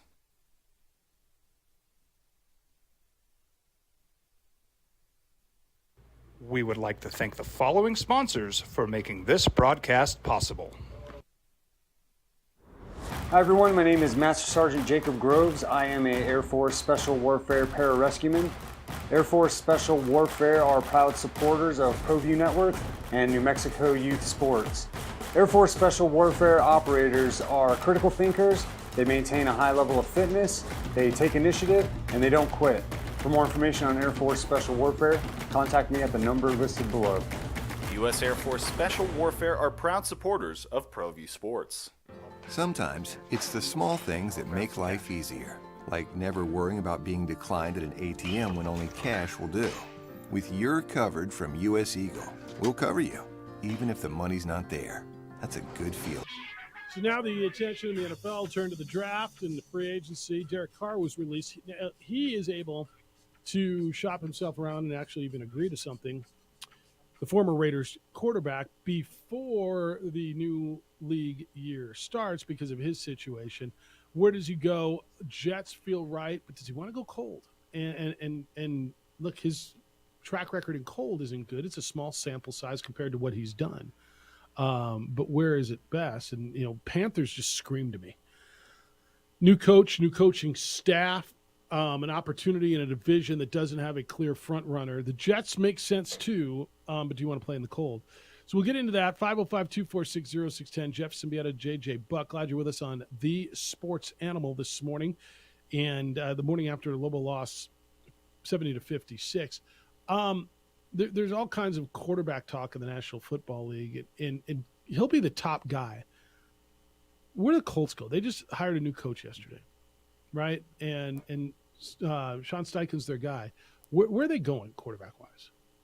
CJ Stroud or Bryce Young. 100%, right? They bring in Derek Carr. It's a missed opportunity. Well, you have to take a chance on a top quarterback in this draft when the two are available or right there for you. Even if you don't trade up, you fall in love with one of those guys and the Bears trade out of number one because they shouldn't take a quarterback. And if I see that question one more time, I'm gonna pull my hair out. Which one? The Bears? Should the Bears draft a quarterback at number one? So you think it's way crazier than I do? Yes. You think it's way You crazier? have Justin Fields. Yeah. If you believe in him. Why wouldn't you believe in him? You see what the guy just did? Yeah, I did. With an offense that, can you name a wide receiver that played for them consistently? I can, but Mooney. How many games did he play? He missed probably 4. Yeah. Yeah. And when he actually was on the field and Cole Kmet started making plays. Yeah. Threw it to him. He is the athlete you want in this game. He had unbelievable explosive plays. Yeah, and that's you build around that guy. Well, I guess the answer right now is you have it. Do you think you're going to get something better in the draft? And then with the assets that you would get back for that, I think I agree with you, but I don't think it's as crazy as you think. It's crazy. Yeah, it is. It would be the worst decision that franchise has made in a long time. Yeah, I don't know that I think it's that crazy. I know you do. Why? But You but I just see a wouldn't do guy it. there. Yeah. You have the ability to either take the best player that's not a quarterback, or pit Houston and Indianapolis against each other if they fall in love with one of the quarterbacks. And get something out of it. This is a great position to be in. Yeah, no, do not arguing with entertain that. I would selecting a quarterback in I would entertain it. I don't know that I would do it. I don't think I would do it. I ultimately, I agree with you, but I would listen. I would. James is in on James Lindemuth. Said Jeff used to get so frustrated with me when I used to say Holly Hottie Holm was a no-hit wonder. Well, he should. How do you figure she's a no-hit wonder? He should get frustrated with you. Edward, good morning. How are you? Welcome to the Sports Animal. Hey, good. I appreciate you allowing me to be part of the show, share a few thoughts. Quickly on the Super Bowl, because after an action-packed weekend in Phoenix, Valley of the Sun, which is always amazing, I'm always amazed at how traffic flows in that city on the 101 and 202, and with 6 to 7 million people, how fluidly it moves. So I think we can learn some things from them. The Super Bowl, Mahomes is a generational transcendent talent, and the season's really a war of attrition. I believe the Bengals were the best team in the league, but they lost 80% of their offensive line in the AFC Championship game that didn't suit up, and I think it really dictated that game. And they delivered in the biggest moments. Hurts had an amazing game. The fumble was inexcusable. You can't fumble the ball, and I think they might have ran away with the game had that not occurred, but it did occur, and it's part of the game. But it kind of washed out a tremendous performance by Hurts. And when you get there, you got to win. You know, there's no moral victories. You have to win. So we'll see how that transpires. But the call at the end of the game, was it by the letter of the law, was it a hold? Absolutely, right? My contention is don't call the game a certain way for, all those minutes, and then at the end of the game, kind of call it differently. I'm not saying it decided the game, but it clearly ended the game, right? And that's, I think, to JJ's point, it left the whole country with basically an unsatisfied feeling outside of Chiefs fans and people that were rooting against the Eagles. So Or who bet the Chiefs? I think I think fans were very unsatisfied across the board. You could feel the energy leave the stadium, the booth, at parties. It just deflated the entire Super Bowl event, and it's going to be remembered probably primarily for that, quite honestly. But the Chiefs did a great job, and Mahomes is he's in a great trajectory for his career. Quickly on NMSU, UNM. It's interesting just how fans go back and forth. Jeff, even with we're reporting the NMSU, here's what the country thinks of these two programs, quite honestly. Every time there's a story, they always mistake these two programs for each other. Yep. They show pictures of the wrong players. They show pictures of the wrong team. On ESPN, sometimes they'll say New Mexico State when they're talking about UNM. And I would say, in general, I'm a fan of both teams, and I'm pretty objective. The last quarter century, New Mexico State has more cachet as a program. That's undoubted, right? It's very clear. They've had more success. Who cares what conference they're in? They're more nationally known.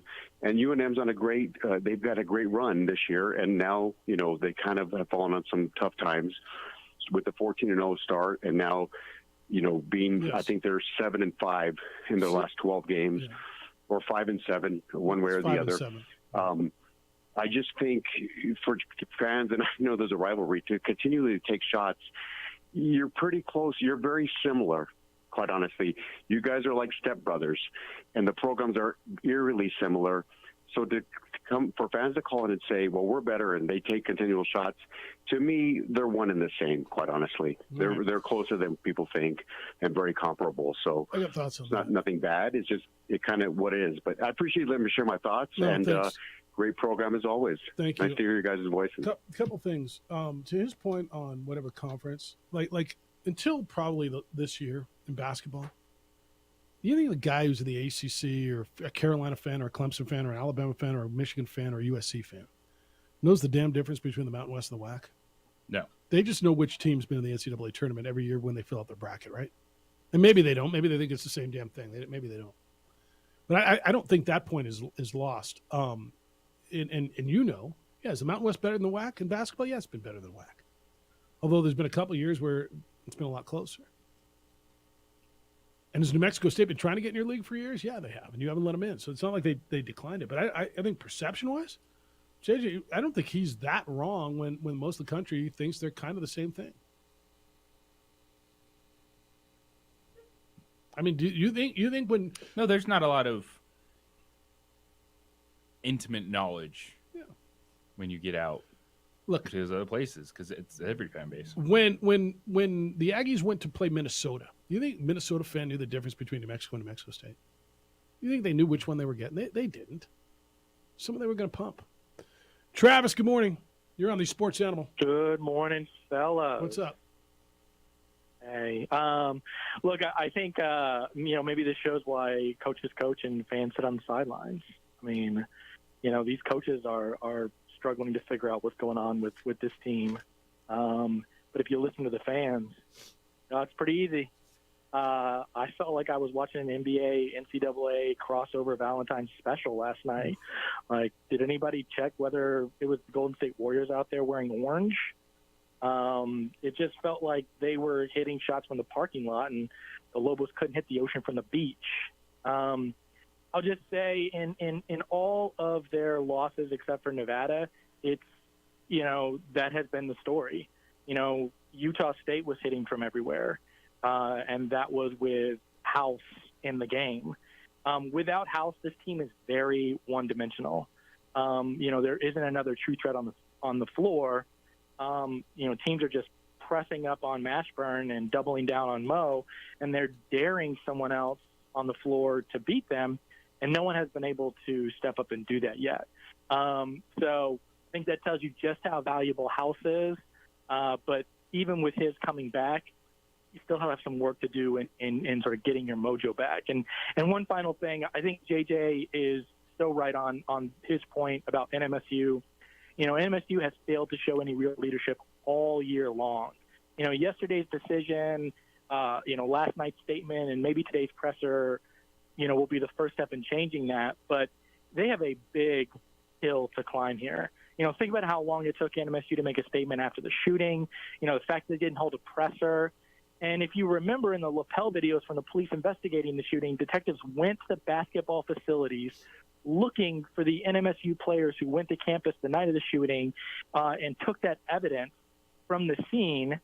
And coaching staff was completely obstructive. I don't know where they are. The police asked higher in the offices at the NMSU campus, do you have any way of contacting the players? Yeah, no. And he said no and turned and walked away.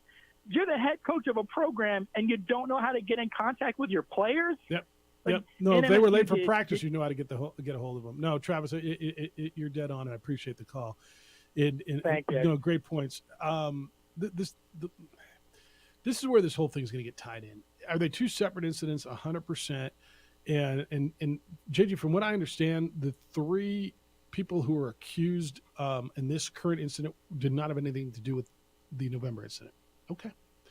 But his point's not lost when it comes to leadership. Why Greg Heyer was fired?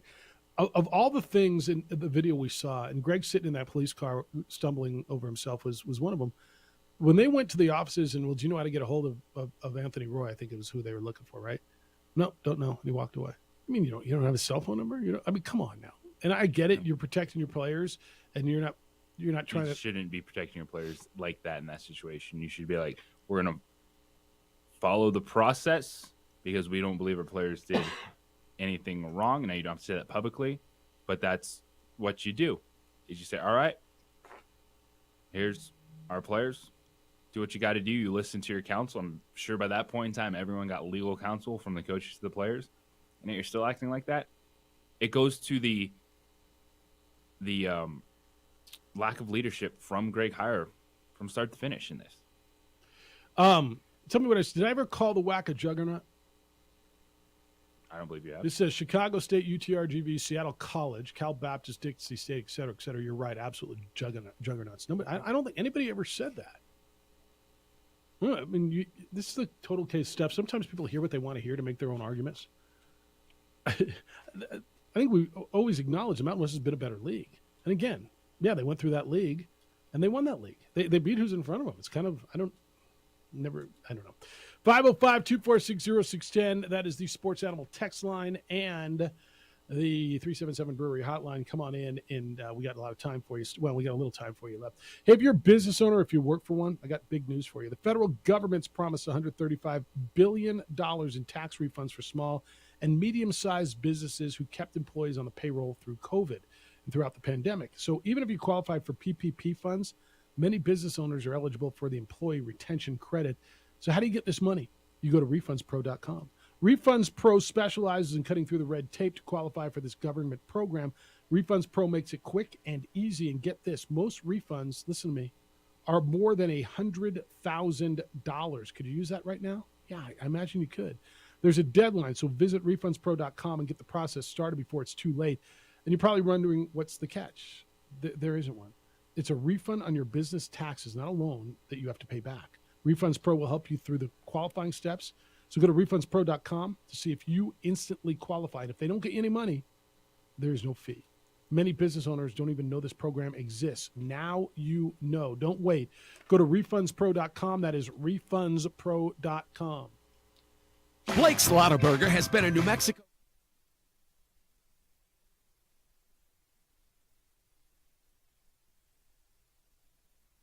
We would like to thank the following sponsors for making this broadcast possible.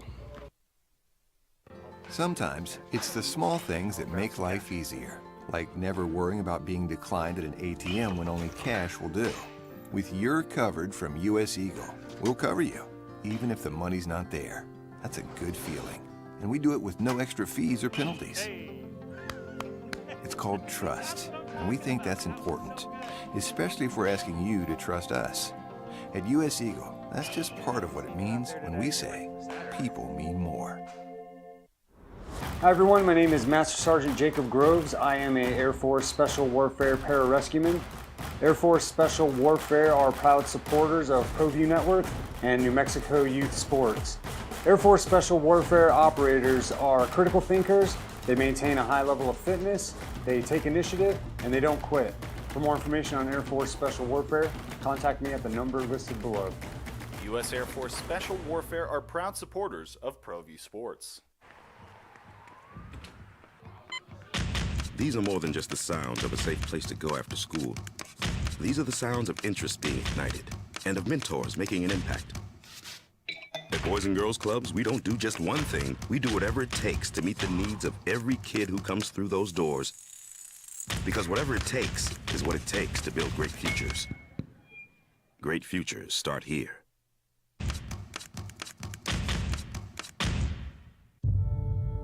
We fight the battles no one hears about. We drop into the middle of firefights to rescue others. And act as one-man air traffic control towers. We're the ones who go before all others.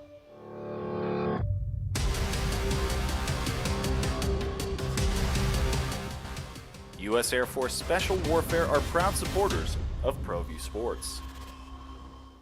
As a mom, I try to make the best choices for my family and our health. That's why I choose Western Sky Community Care. It's a Medicaid plan with quality health coverage and special benefits like Boys and Girls Club membership credit, additional dental benefits, and wellness and support programs.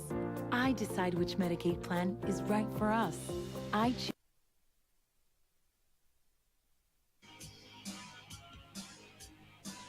All right, let's go. You want to talk about it? We're here for you. Again, the Sports Animal text line, 505-246-0610. Same number for the 377 Brewery hotline, 505-246-0610. Jeff Symbieta and JJ Buck, and Steph is in for A. Marie today. Let's go to the phones. And Pete, you're on the Sports Animal. Thanks for holding. Good morning, Pete. Good morning. Hey, guys, you know what? I'm an Aggie, and I'll start by saying the way GH handled both situations was terrible. He didn't have any experience in that area. You could tell even from his press conference when he was hired that he just didn't have experience, in front of the cameras. He had 20 years in the coaching business, but he was always behind the scenes. And so, I take all the criticism from Lobo fans about the way GH handled things, and I accept that. But what I can't accept is when they start criticizing the university for the way they handled both situations in terms of communication, the time between the events and the firing of GH. Anyone who criticizes that doesn't realize that there's processes and protocols that go along with terminating somebody, especially with a public institution. And, there's lawyers behind all this. And anyone who doesn't think the lawyers are controlling what is being said and the timing of everything is just lost. And that's, I don't like the way GH handled the program. I don't like the way he was in front of the cameras or even when he was being interviewed by the police officers. But this whole thing about the timing and the communications, people need to understand. Again, that's driven by the lawyers, and that has nothing to do with Mario, has nothing to do with the chancellor, and anyone calling for Mario's head is crazy. Hey, Pete, thanks. Pete, real quick. So you didn't want like in the November thing to have someone come out and say, hey, so if what we're hearing is right, this is unacceptable. I know I can't answer questions, but it's just somebody to stand out in front. And this is where I think this criticism is coming from. Somebody to stand out in front of this and say, hey, I'm leading through this. We acknowledge it, as opposed to just a bunch of releases or delayed releases. Because in that instance, nothing came out till almost 10:30 on Sunday, and then they did a Zoom press conference on Wednesday before Thanksgiving, just to show somebody, get out in front of it and say, hey, we're addressing it. Yeah, this is where I get conflicted on this, and I know you do too.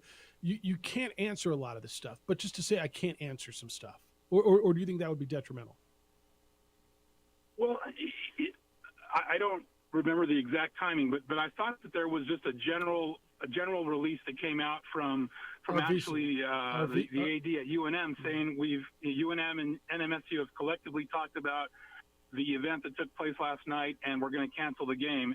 And again, maybe that should have come from New Mexico State, but there was a collective message that came out from the UNM AD. Now, look back at let's take Paul Krebs, for example. Paul Krebs had all those allegations.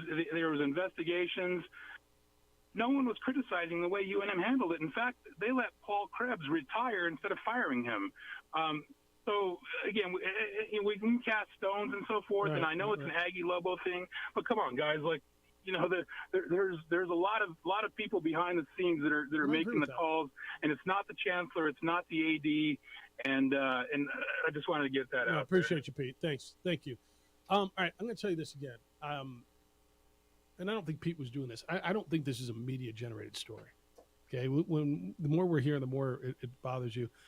He's saying basically, I'm fine with the way they've handled it. Nobody's spoken yet, but what do you want them to say? The lawyers are back there telling it, and they're running them, and they can't say anything because of all of the red tape, the legal investigation, the internal investigation. Nobody can say anything.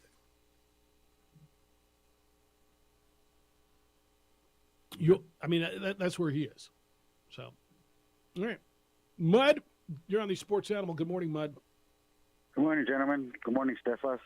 I was going to say, very disappointed in the Lobo team. I don't know. I kind of think they can still do it, getting in the tournament, but they're just going to have to buckle down and just win games, man. And hopefully House comes back. He's a good player. I don't want to talk bad about any of the players. They're trying their hardest. But with that being said, I think that they should just play harder, man. I mean, just go out there and play some good defense, man, like they were in the beginning. They won 14 games. I mean, these other teams, they could say they're cupcake teams, but St. Mary's, I don't think is. Nobody said and that. Then they beat San Diego State over there. I mean, whatever. I mean, I think that the Lobos could turn this around and finish strong. And I wanted to add something about the Aggies, man. I know that you guys know that I don't like the Aggies or whatever, but it's just a rivalry thing, man. It's supposed to be about sports, not private or whatever they're going through right now. I wish them that they pull through this, that because it's our state, man.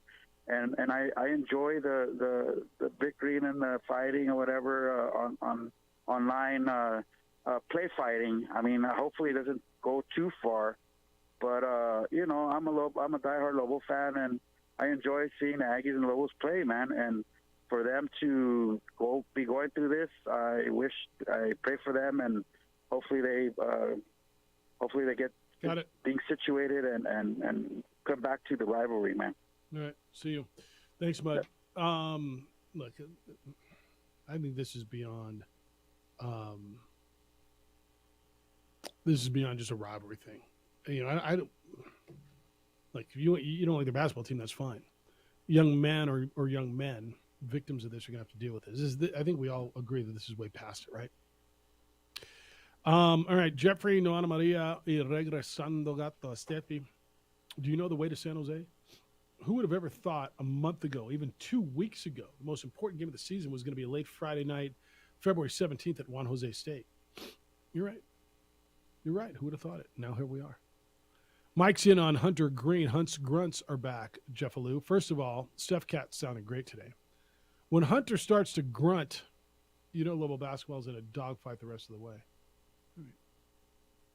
All right. And then there's the real reason for the loss from Les, JJ.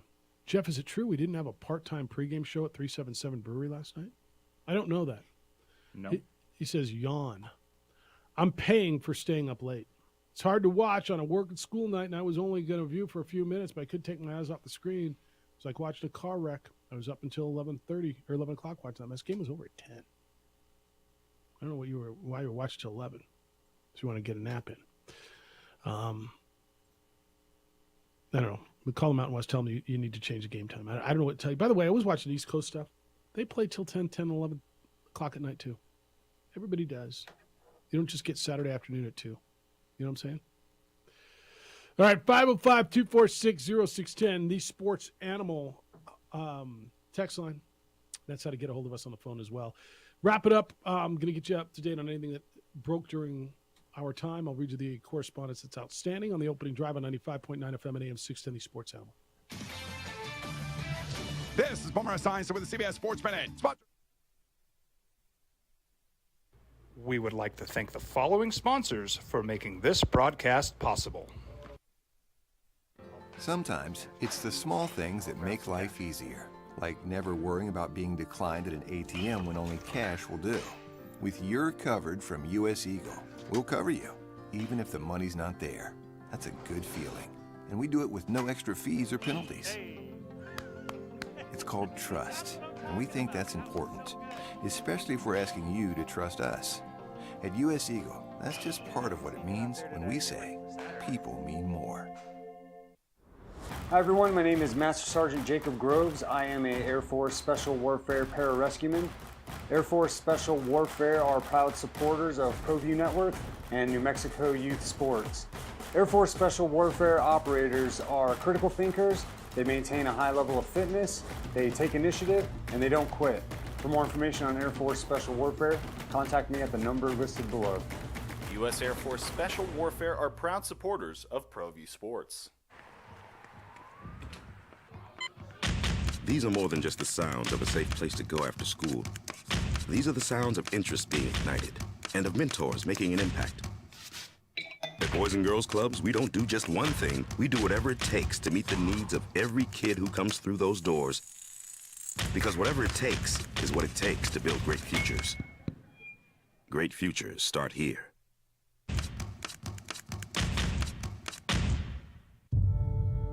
We fight the battles no one hears about.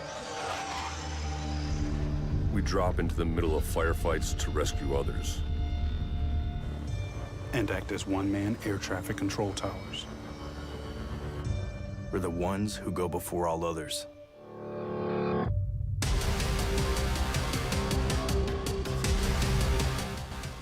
U.S. Air Force Special Warfare are proud supporters of ProView Sports.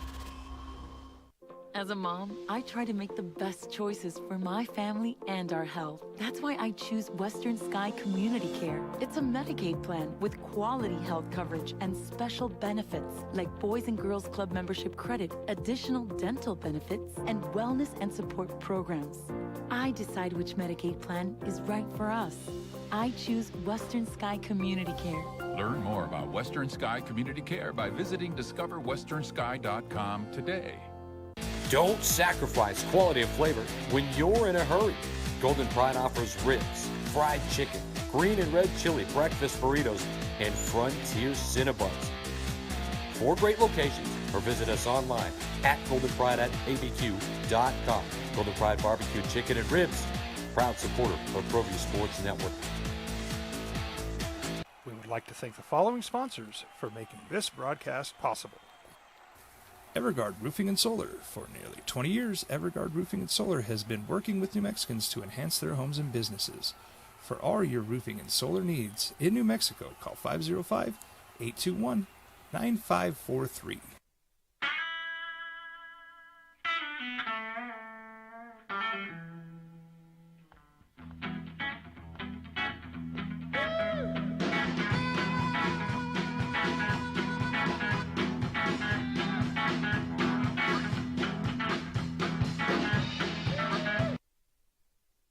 Now, the Spartans were winners last night. San Jose State beat UNLV last night while the Lobos were losing at home. A couple of things. Let me read this one to you. This is on the New Mexico State stuff, and they got a press conference down there scheduled for about 13 minutes from now. Dan Arvizu, the chancellor, Mario Mocha is supposed to be there. This says, how can Aggie fan ever say their beloved Mario Mocha is not culpable for all this? Unbelievable. How far can the I don't know excuse go? The AD is absolutely responsible for everything. I don't know that I can totally jump into that pool yet until I know what Mario knew. And I think most Aggie fan feels the way the last Aggie fan feels, JJ, that they feel Mario's done a really good job, made their programs, their athletic program and their football program, basketball, relevant, right? And I'm not ready, and I don't even know where I'm leaning. Do I think Mario gets through this or not? But I'm not ready just to flat out say he's got to be fired.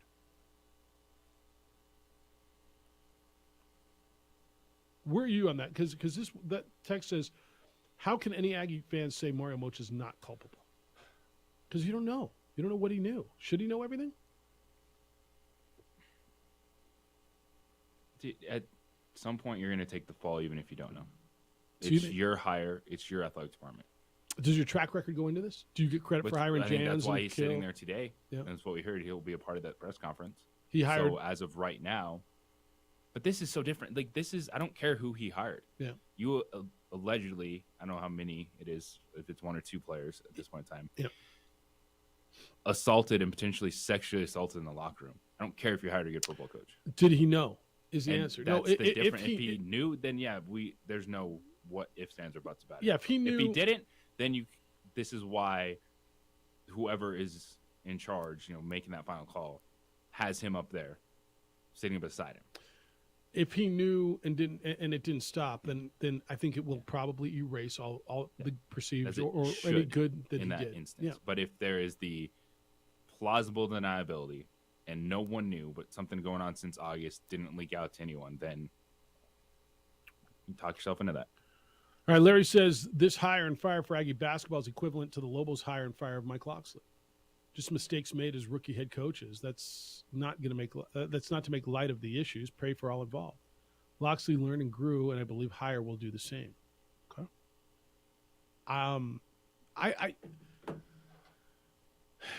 Anytime you hire a first-time head coach, you have no track record of what or how that person is going to handle situations, whatever the situations are. What kind of leader will they be? What kind of head coach will they be? You've heard me say this a number of times too. You hire a head coach to be the CEO, to be a disciplinarian, to handle HR and budgets and hirings and firings. And I always ask you this question. what skill set did the coach who ascended to that level have that got him to that level? Or her, right? And it always is, well, he's a good X and O guy, or it's a really good recruiter, or he's an offensive coordinator, great defense. Okay. Why would it be plausible to believe, and this is where I think there's a money-making venture in it for whoever sets up this seminar, this syllabus. Why would it be plausible to believe that any head coach, and look, some are really good at it, has the skill set to be the CEO of a program? What's his or her background? Well, I'd be a great recruiter, or terrific offensive coordinator, or won a junior college championship, so he was a head coach there. Okay, it's very different. Why would you think that person can handle discipline, hirings, firings, HR stuff, media stuff, budgetary stuff, all those things that come with being the CEO of a program? You see where I'm going? And look, I'm not telling you never hire a first-time coach, because otherwise they're never going to get jobs. At some point, somebody's got, you got to have your first before you have your fifth. But this is where it becomes so inexact. This is like any hire you've ever made as a boss. It's just like it, man. You go through your due diligence. You think you're doing the right thing. You think you're bringing in the right person for that job. And then that person has to perform. Yeah, but it's different accountability for athletic directors, for general managers in sport. Because it's then public. Just said, oh, I hired the stock boy and wasn't a good kid. Yeah. Oops. Well, that stock boy is hazing other stock boys, and you've got something like that going on there. Yeah, I mean, then it would comes down differently. Like, this is massive. This is massive. Yeah. This is not just, Yeah, no, the enormity- man, did you send a text message to recruit you shouldn't have? Like, everyone should be worried there. Yeah, I agree. And is it fair? No. But guess who it's not fair to? The victims in this. Yeah. Not an athletic director who will be fine overall. Yeah, and that's why I'm not sure where I'm going, what I think is going to happen to the athletic director or anybody in that administration building. I don't know. And that's why, at some point the investigation will come out, and it's a public institution, and so you do have the right to know who knew what and what went down. I don't know what a fair timeline on that is supposed to be. I really don't. But yeah, as a public institution. Because too, now if you're Mario Mocha, even if you didn't know, let's play that, he didn't know, he's now doing his best to clean this up. Yeah. The question he has to answer, whether he knew or not, is from every single student athlete's parent, guardian. Why should I trust you with my kid going to your school? Yeah, I think that's right. I also think the question is, why didn't you know? If something of this enormity is going on, and look, you could tell me it built and it started out innocent. I don't know what the hell innocent means and how you get to this point. But it's not like it was happening off campus where you could say, well, we didn't know. Evidently, it was happening in the locker room. It's happening on road trips. No, is Mario on every basketball road trip? He is not. No, he wasn't here when it all went down in November. He was with football in Missouri. That's now that hire's done. I'm just going to tell you, I've seen too many of this. I've been in television news. I've been in the. Well, that's the next step. The next spotlight shines on Mario. It's you focus on, those that committed the alleged crimes, being held responsible in whatever way, going, the process, whether you're arrested for this, you go to court, whatever that may be, and then part of the process is then looking at the future for that basketball program and who's going to lead. How long do we sit on, well, there's no charges, right? Because, Aggie fan who's angry with the way the media's handled the November incident has said, it was in self-defense, and this is all UNM students, and obviously there's no charges on Mike Peake, and they're right. And there probably won't be charges against Mike Peake. The fact that there's been no charges, now the police report evidently was filed on Friday. But how long does that become, well, I mean, did anything happen? Because what I'm hearing is freaking criminal. And it's not up to the victim to press charges. Okay. If something illegal happened, if someone broke the law, and it sure as hell sounds like someone did, it's not up to the victim. Now, that would be a civil suit. And lawyers, correct me if I'm wrong, but I don't think I am. It's not up to the victim. If the law was broken, especially on university state property, It's not up to the victim to decide whether or not they're criminally charged. It's just not. Is that what you're going to ask? Because the victim evidently said, I don't want to press charges. No. All right. What do I get tonight, man? I get conference basketball tonight. Is that what I get? I get Mountain West Hoops, which is probably good Mountain West Hoops tonight. Tomorrow, so Steph, some of the best track and field athletes in the world are here. 9 o'clock tomorrow, Dan O'Brien, the former world record holder in the pole vault, is going to be with us. We're going to talk about the U.S. Indoor Track and Field Championships, which will be in Albuquerque. Boise State, Colorado State tonight, and then the Aztecs and Fresno State tonight.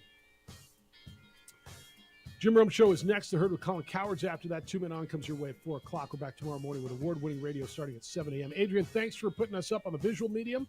Steph, thanks for filling in. You're here tomorrow? Yes, sir. Beautiful. I love when you're here. Thank you. Big day for you. Huge day. All right, enjoy it.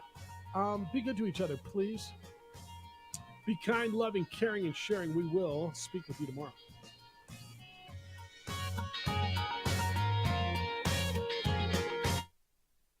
We would like to thank the following sponsors for making this broadcast possible.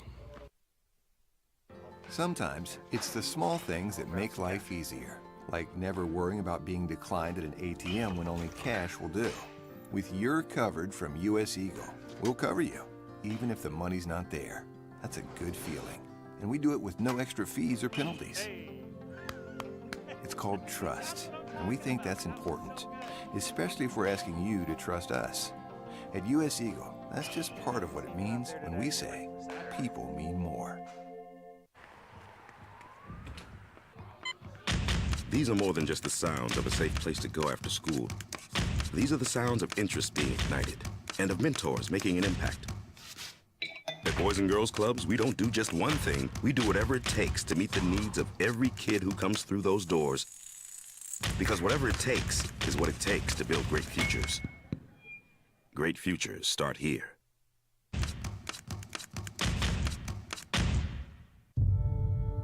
We fight the battles no one hears about. We drop into the middle of firefights to rescue others. And act as one-man air traffic control towers. We're the ones who go before all others.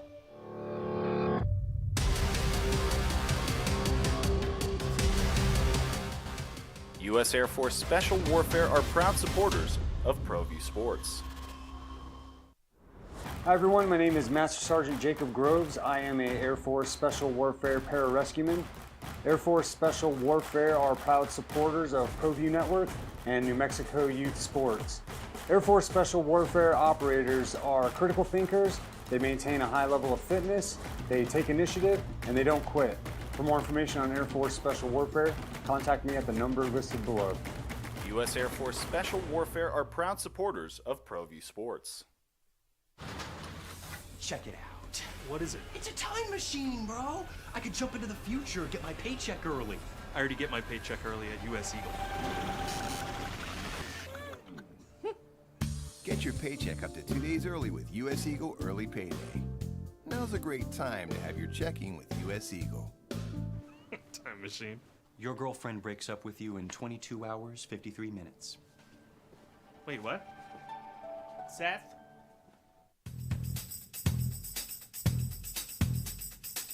International Protective Services is a proud supporter of ProView Sports and New Mexico Youth Athletics.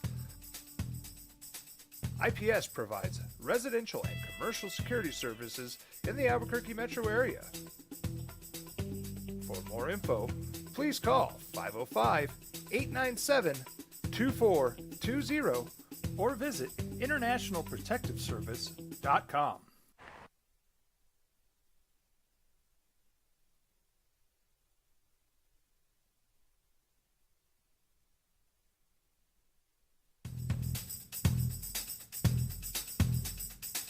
International Protective Services is a proud supporter of ProView Sports and New Mexico Youth Athletics.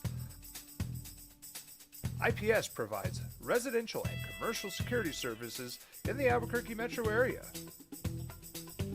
For more info, please call 505-897-2420 or visit internationalprotectiveservice.com.